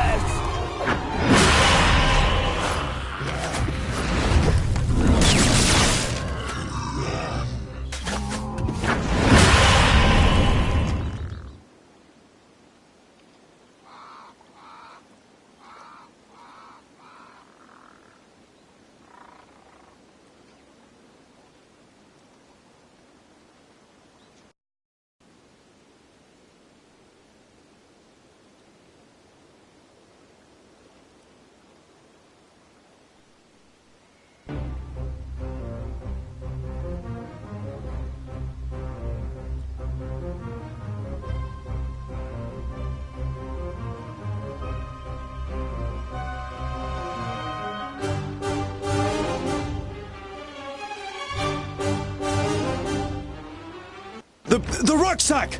The artifacts! There's the... Huh? Yes!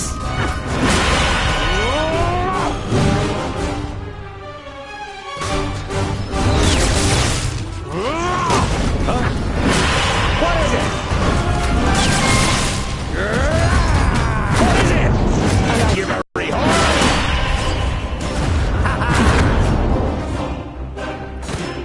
What a waste of time.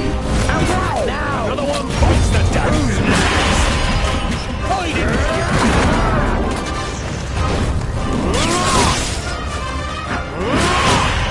Yes? I am born up. Give me a hand. What is it? He hardly put up a fight. Yes, yes, soon.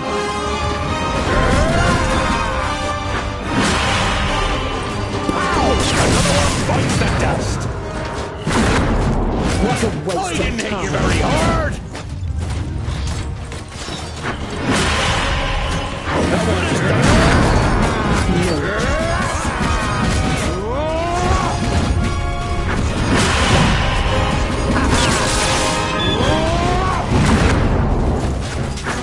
Who's next? I'm with you. Understood. Yes, yes. Huh? What a waste of time. Huh? What is it?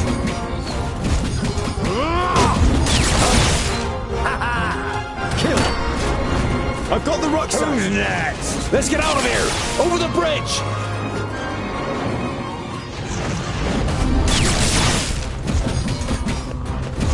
All right.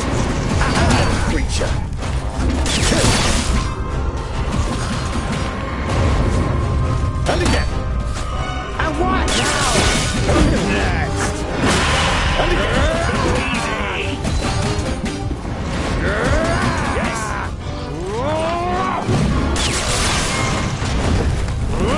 Yes? And I didn't even take off my gloves. I'm not back, right? They're hitting me pretty hard! What is it? I need help over here! Quickly! Yeah! I need help over here! What Quickly! now? Ow! I'm the one who's got the dust! What a waste of time. Huh? Ow! Another one bites the dust! And I didn't even take off my gloves. I didn't hit you very hard! Ow! Hey! What is it? I am going down! Give me a hand!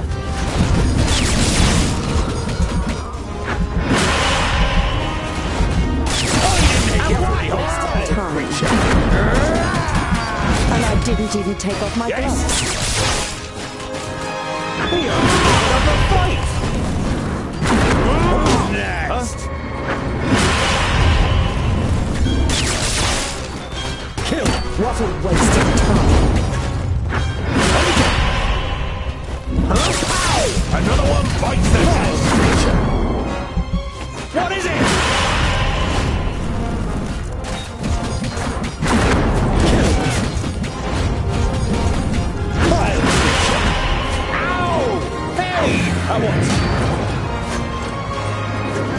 Yes? On my way! Give me a hand! All Of right. course! On my way! Let's get out of here! Retreat? We should fight on! We would die! Perhaps you've noticed that Nodon has risen again, headless. He is more powerful than the Perished Land itself, but the key to his destruction is in here. We will return to the Secondlings and tell them what the Magus is up to. We'll be safe at Ogre's Death, and there we can hatch a plan. If we manage to get there. Nodon will do anything to stop us. Then let him try!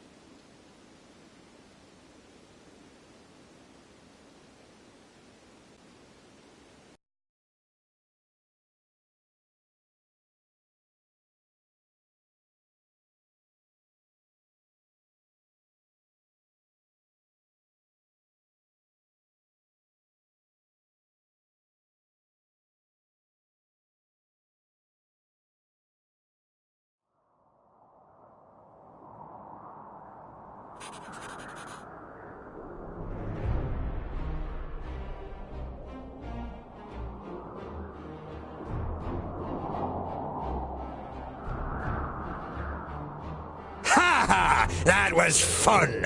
What's next? Boindil looks at you, and the sparkle in his eyes goes out.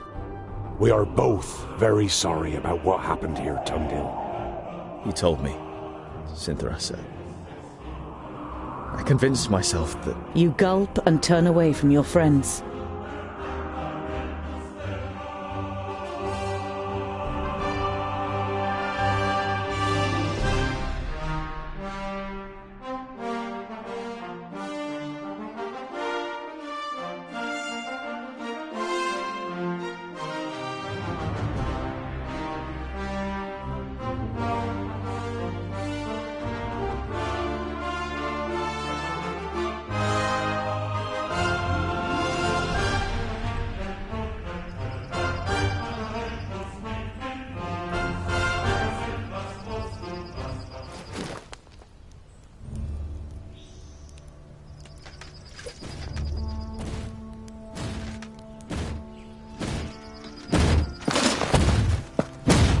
Ha! That's what I call a goodly challenge. Cover me. Not a good idea if you want to go on living, dwarf. You've got quite a big mouth for someone who sounds like a girl.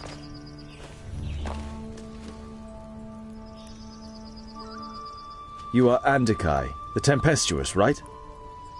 Correct. And you're Tungdil, Lot Yonan's charge.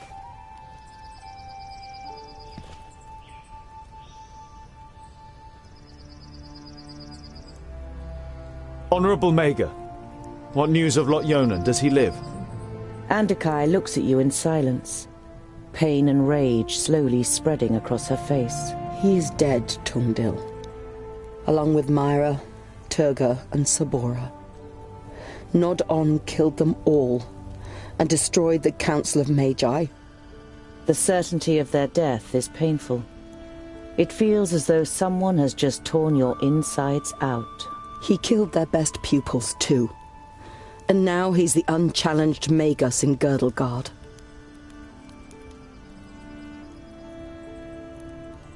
Your companion, won't he sit with us and introduce himself? Yes! Hey, you up there! Can you even hear us with that bucket on your head? Jeroen is mute, and he won't do you any harm unless I command him to. And as long as you treat him with courtesy, dwarf.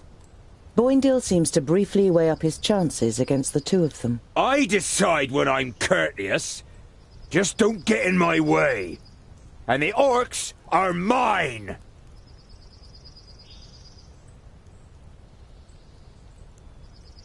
It was you, wasn't it, that attacked them with the lightning? Were you any more successful than we were? Andakai shakes her head. He defied everything I threw at him. All of my skills. In vain. I soon realized he was superior to me, but I wanted to buy you some time.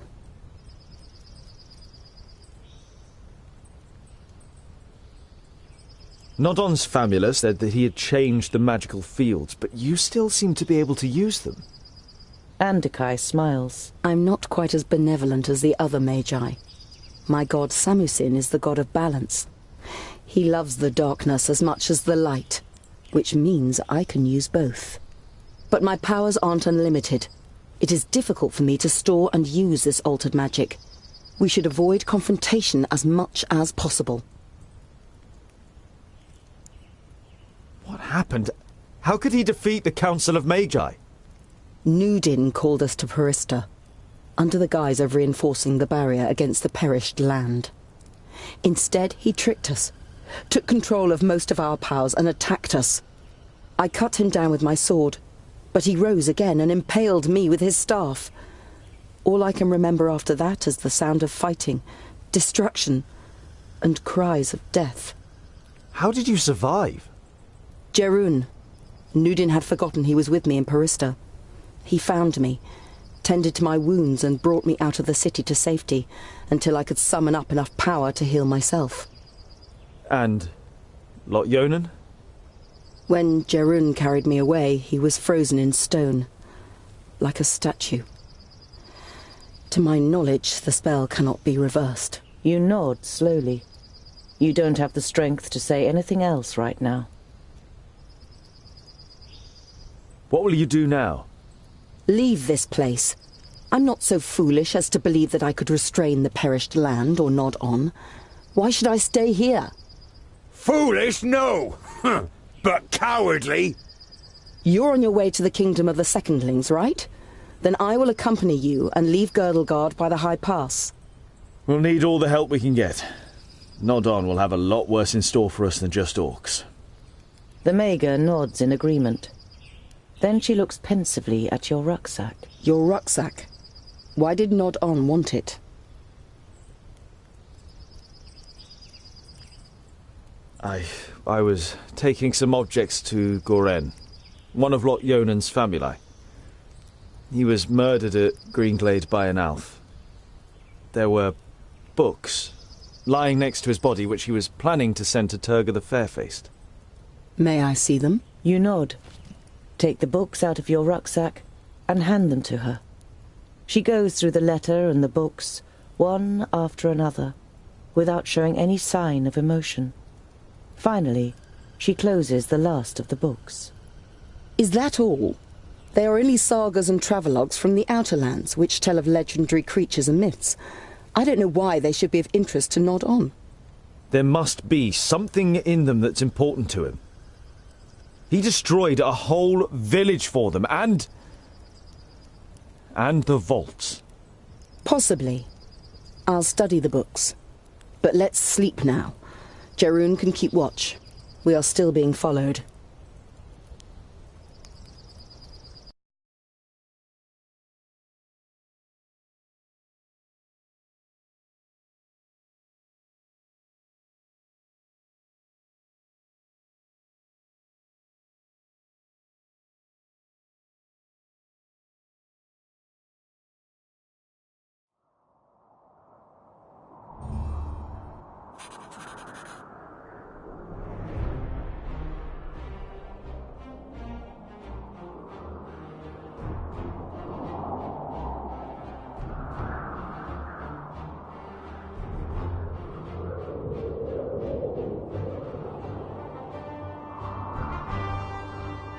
You have put out a plate of food for the night every evening since Jerun Andakai joined you on your journey, but still none of you have seen him eat.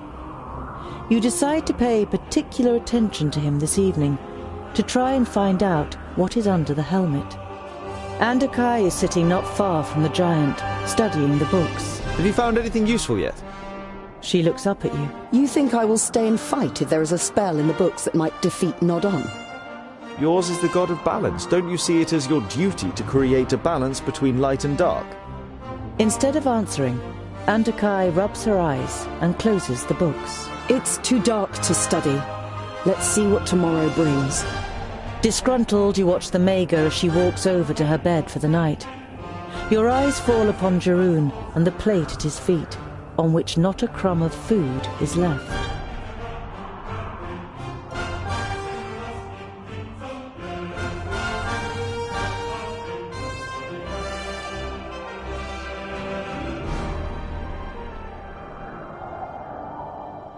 In the afternoon, with the sun low in the sky, the path leads you through a ravine. A glance at your map suggests that you're near to Boribor, the Orc realm. Fracas, may we remain unscathed. About a mile further on, Boindil suddenly stops in his tracks and sniffs. Can you smell that? Piggy snouts! And lots of them too! Let's proceed with caution. Perhaps we can take a few of them out before they raise the alarm.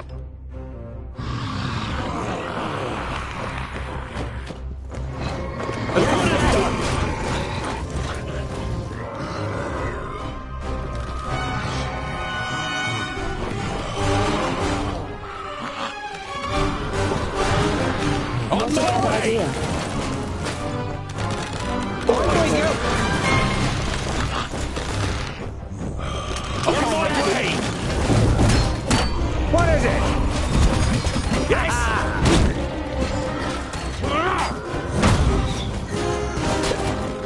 He cheated!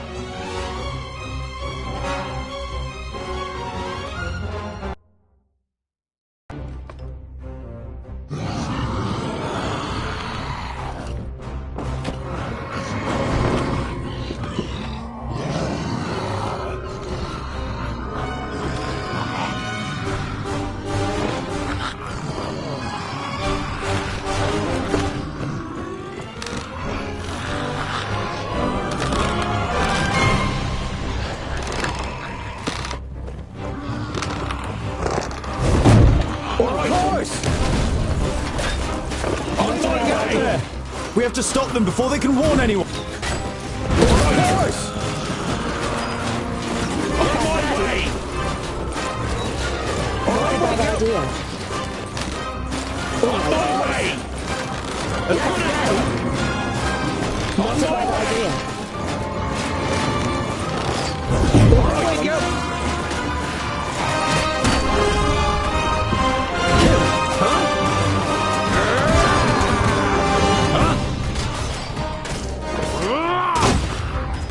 Now you've got me interested.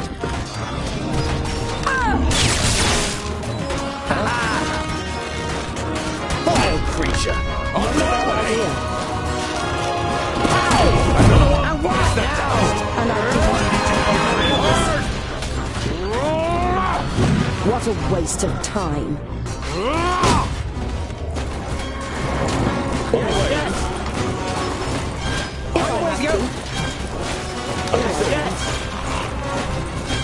Idea.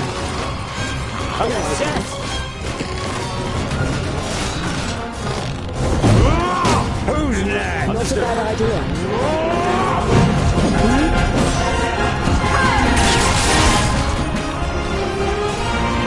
Yes. What a waste of time. No chance. It's close. Away you go. And again. Not a bad idea.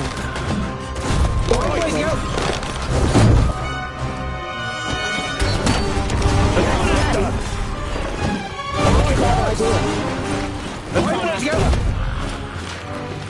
On my way! As good as idea. On my way! As good as idea. On my way! As good as idea.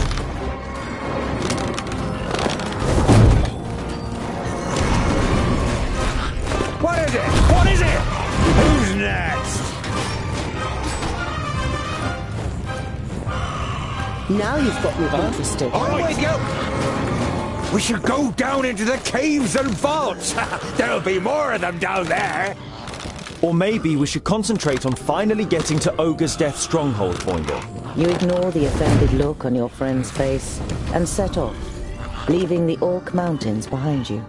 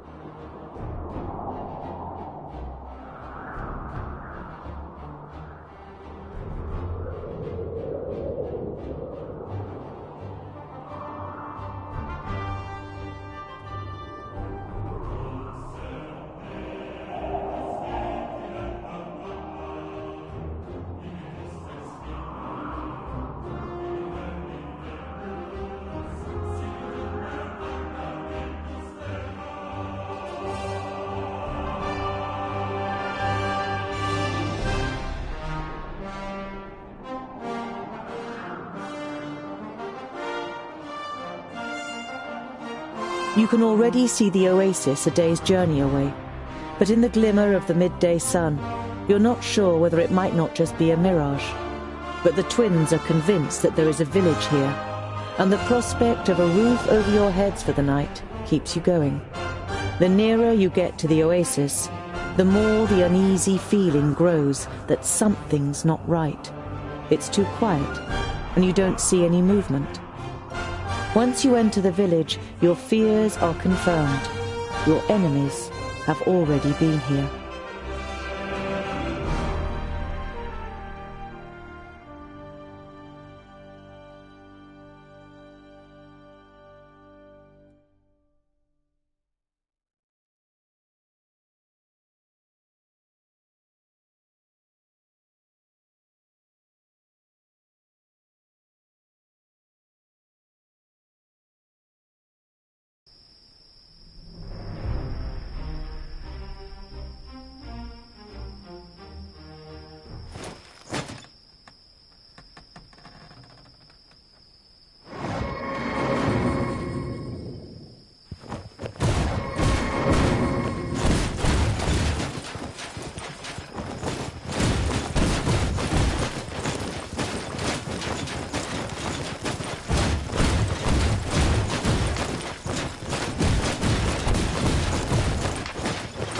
This whole thing is probably a trap.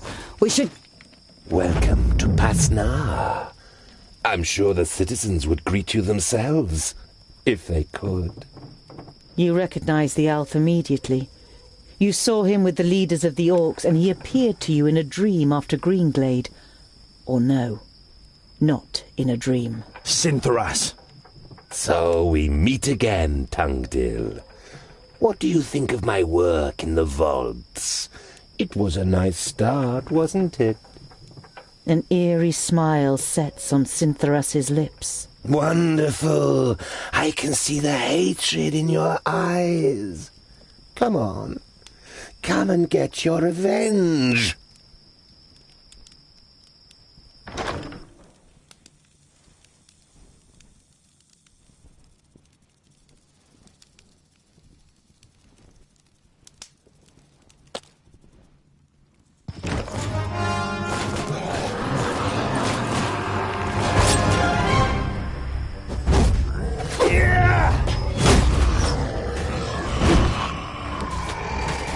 I can't do that yet!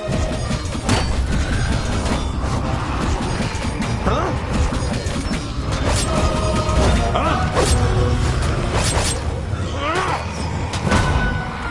What is it? Too easy! I didn't hit you very hard! Vile creature! What is it?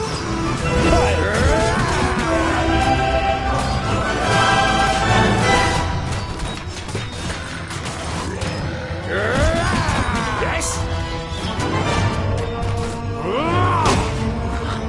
He hardly put up a fight. Now you've got Who's me next? interested.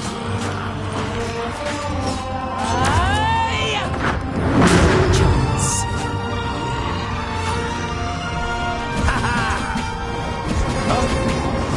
He hardly put up a fight.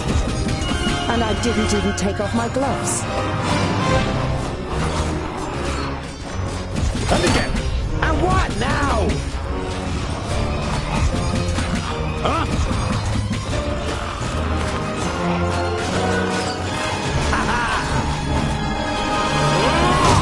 He hardly put up a fight. What is it? I didn't hit you very hard.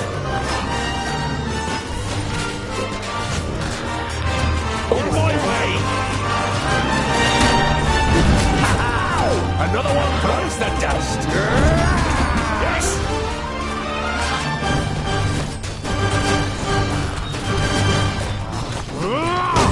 Now you've got me interested. Huh? Ow! Another one bites the dust. Hey! How about some help?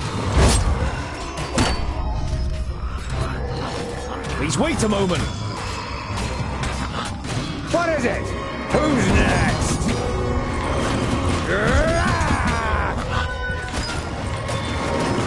What is it? He hardly put up a fight.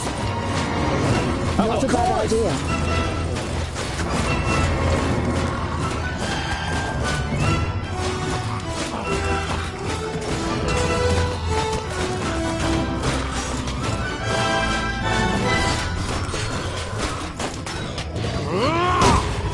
Who's next? Yeah! And what now? Huh?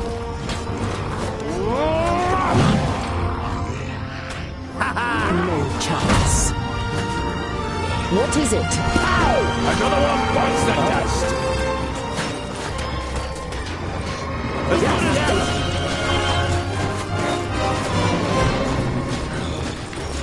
He hardly put up a fight. And I didn't even take off my gloves. On my way! Yeah! What is it? Yes? Now you've got me interested. I didn't hit you very hard! Huh? He hardly put up a fight! Who's next?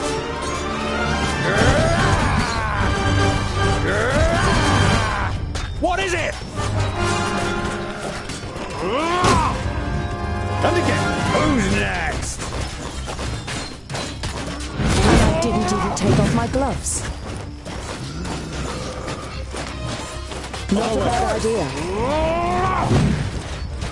I'll be ready soon. Huh? I didn't hit you very hard. Too easy. He hardly put up a fight.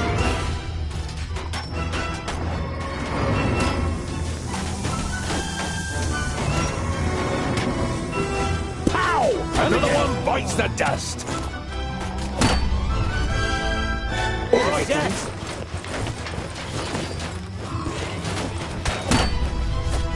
Too easy. What is it? On my way. What a waste of time. He hardly put up a fight.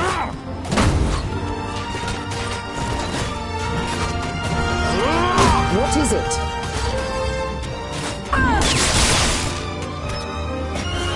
Yes?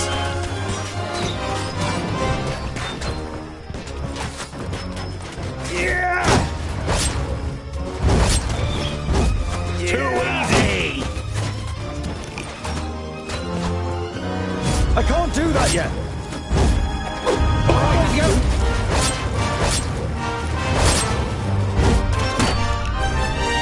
Please wait a moment. Huh? Kill. And I didn't even take off my gloves. Well done. On my way.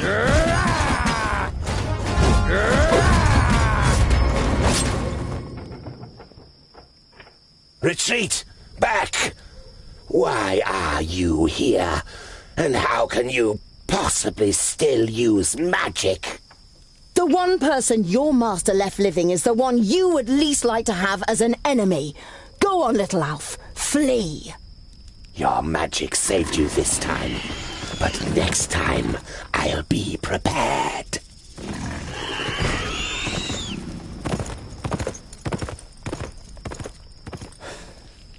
I've had enough of fighting.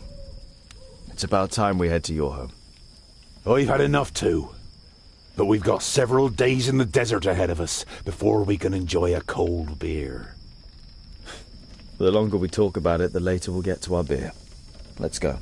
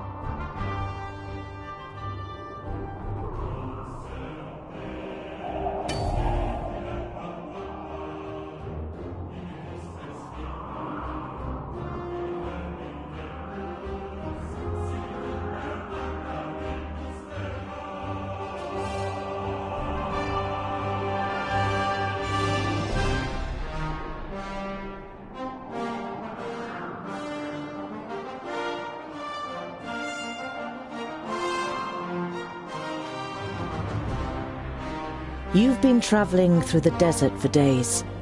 The sand is simply everywhere. In your shoes, under your clothes, in your mouths. Even the makeshift cloths that you've wrapped around your heads is of little help.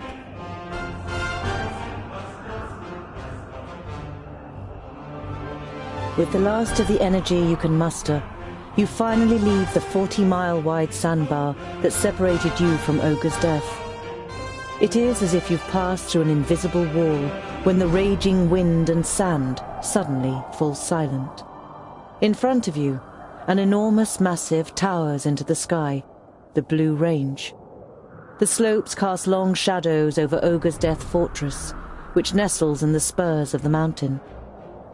Even from this distance it looks impressive, with its 4 defensive terraces, one above the other. The anticipation of entering a real dwarven city for the first time grows with every step, and you feel the power returning to your limbs. You've almost done it.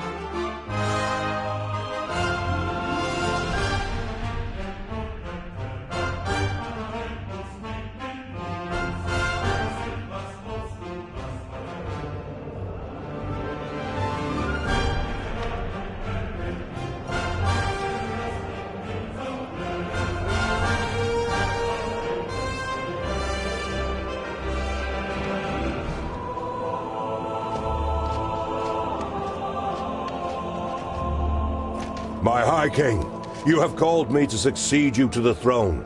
Here I stand before you. Well, before you are chosen as the successor to the High King, hear, King Gandagard, the challenges that await you. Hordes of orcs are rampaging through the north and the west, and the perished land is stirring. It would seem that the Magi cannot sustain the barriers. This gives us an excellent opportunity to attack the last elves in Alandor. They are weakened. The perished land afflicts them. Let us wipe out the traitors once and for all. Yes, right. Exactly. I do not reckon, or is someone giving you bad advice? On the contrary, it was Bislipper who finally supplied me with the proof. A report titled How the Fiflings Lost the Gate. It was the elves that poisoned the brave Fifling warriors in their stronghold. A devious disease spread by the pointy ears in the shafts of the Grey Range. Impossible! I always knew it! Treason! I don't believe They should that. pay for it! To the pointy ears! Enough! Don't be so short-sighted! We are talking about the safety of Girdlegard. We must reach out and forge a large coalition with the elves. Yes, and even with the Thirdlings, if we are to defeat the perished land. My High King, you cannot be serious! Drivel from a dwarf who has grown too old in his post. Are we not here to choose a new High King?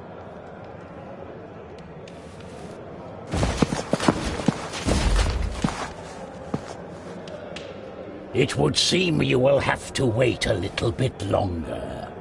The second aspirant has arrived. Our guests must be tired from their long journey. The meeting is adjourned till tomorrow.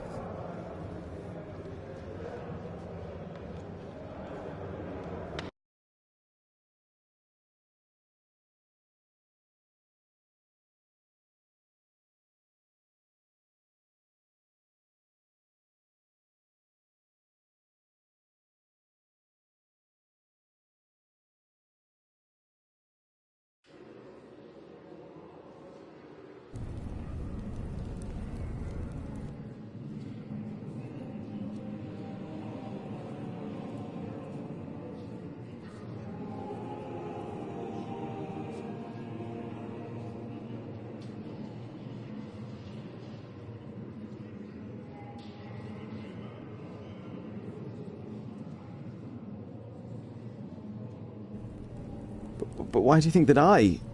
Everything will become clear. I've had a room prepared for you. Before you take to your bed, please pay the High King and I a visit in the throne room.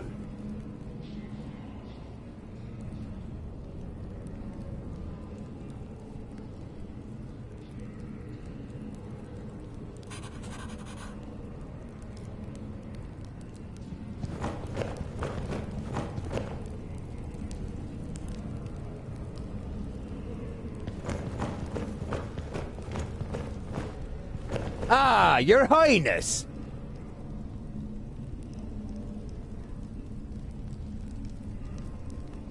Heir apparent? What do you know? Spit it out. A slight expression of guilt flits briefly across Boindill's face, but he's soon back to his old self. A scholar as High King has something to it. You'll certainly have our votes, that's for sure. Boindall nods in agreement. As High King, you could unite the kingdoms and get them to do battle against Nod-On. You look at your friends and aren't really sure whether they are trying to pull your leg or not. I can't be High King. I got all my knowledge from books, and you're pulling my leg, right? The twins' grins grow ever wider, and it would seem they can hardly contain themselves. Just talk to High King Gundrabur and Belendalin. They will explain everything.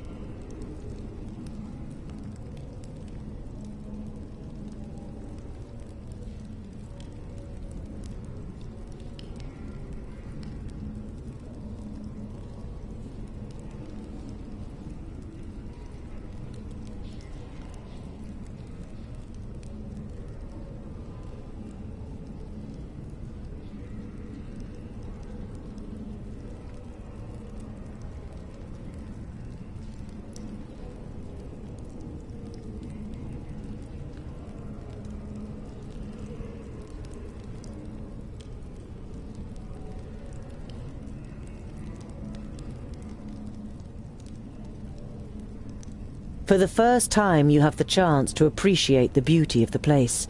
You suddenly forget what you wanted to say. I've never seen such masterful masonry. To be honest, I didn't even know that stone could be worked in such a way. Ha ha ha! The secondlings are the best masons of all the kingdoms. That's how Fracas made us. Well, he made some of us into warriors, too. Boindall glances at his brother, and he laughs with satisfaction while looking around the hall himself. High King Gundrabur seems... well... Old? He is ancient, even by dwarvish standards. He has been old for as long as I can remember. Belendalin has taken care of most matters for dozens of cycles. But Gundrabur always has the final word. His mind is younger than all of ours, I tell ya. Belendalin should become High King. I was there when a runt took his arm. He still managed to kill half a dozen of them afterwards. What fighting spirit! We had to drag him off the battlefield. The law requires that a firstling or a fourthling must be chosen as the new king of all dwarves. And, as the firstlings didn't turn up... I think I'll continue to look around. Don't get lost. And tonight, we will finally drink a lovely dark ale in the glowing anvil.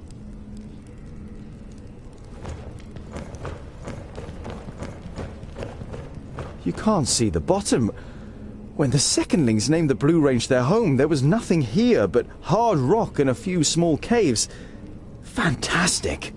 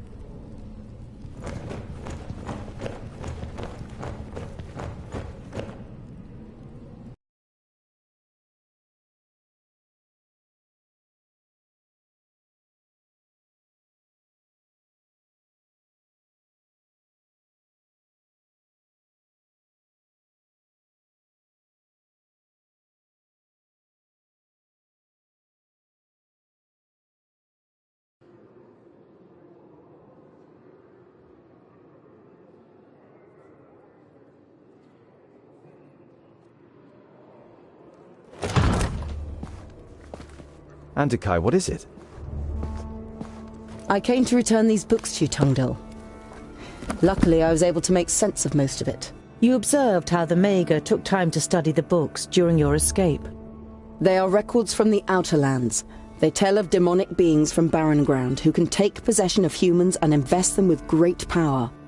Immortality, for example? The Mager nods seriously. They speak of an axe forged by the Undergrounders called Keenfire. It is said to have the power to cut through the flesh and bone of the living and completely destroy the demonic spirit deep within their soul. So you think a demon from the Outer Lands has taken possession of Nudin? He looked very different when I encountered him in Parista, and he rose from the dead even though you cut off his head. That can't be explained purely through the power of the perished land. And he wanted to prevent these books from falling into our hands. That would only make sense if Keenfire had the power to defeat him. Where is this Keenfire? I don't know if this weapon was ever forged. It requires rare materials and masterful craftsmanship. The purest, hardest steel, stone barbs decorated with runes, a hilt of Sigurdaisy wood, inlays made of all the noble metals, the blades studded with diamonds, smithed in the hottest forge. We are dwarves. We have the most talented craftsmen. And you have the Sigurdaisy wood. It is amongst the objects in your rucksack, which is fortunate as there are no more Sigurdaisies in Girdlegard. But even if you manage to forge the axe, it might all be just a fairy tale. It's too little to wager our lives on.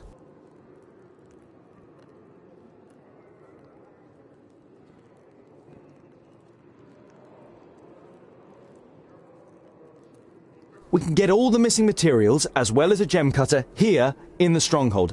After all, Gandagar and his fourthlings are here, a stonemason from the secondlings, and I can smith. The Mager looks at you thoughtfully, and for a short time it seems as though your enthusiasm is rubbing off on her. But then she says, I wish you good luck, Tungdil. You still want to leave Girdlegard, but what will happen to your realm and all the other realms? I admire your optimism, my friend, but it isn't wise to stand in the way of a rolling stone. I don't wish to give up my realm, but I would only be prolonging the suffering. Mager in Girdlegard go. Unfortunately, you can't think of anything that could cause her to stay. Many thanks, Honourable Mager, for all that you have done.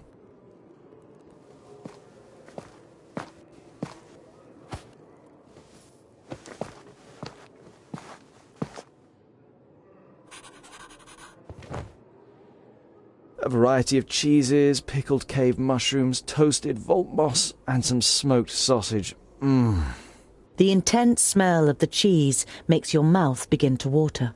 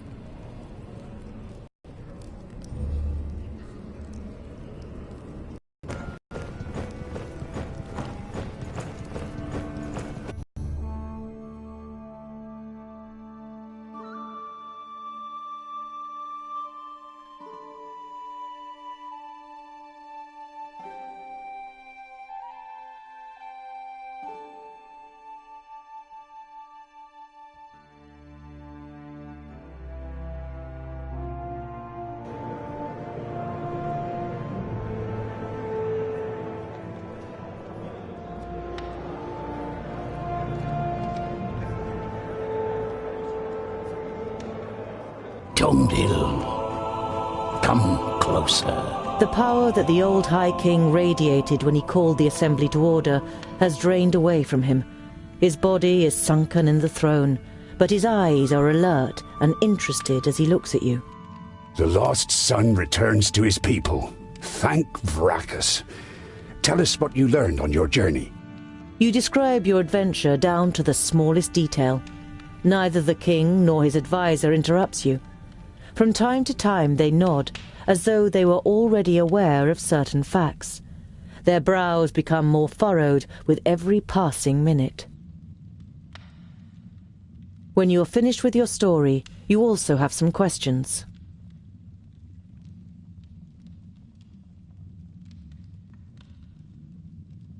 I don't want to appear ungrateful, and I'm happy to finally be among my people, but I will not ascend the throne.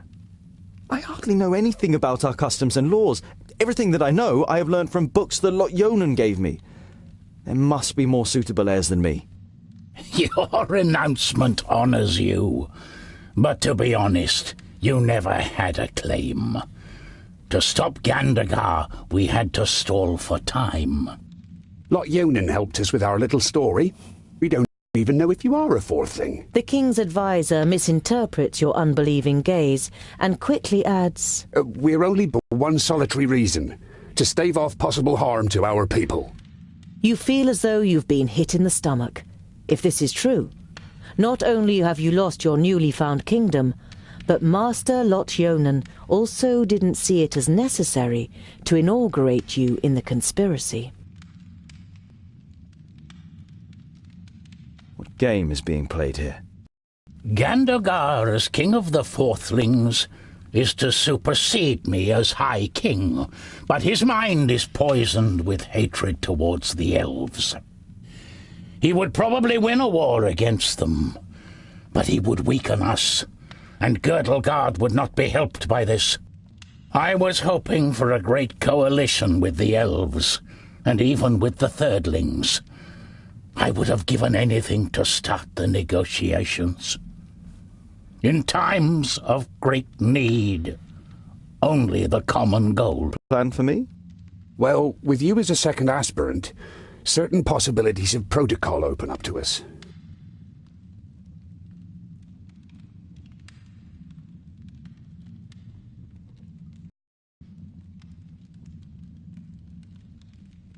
Your plan has a flaw. Even if I were to light up, I couldn't win. No council will vote for me. You don't have to win. Belendolin to the Steelies in the throne. Written in our laws that the High King can oppose an heir if he isn't elected unanimously. He can then demand a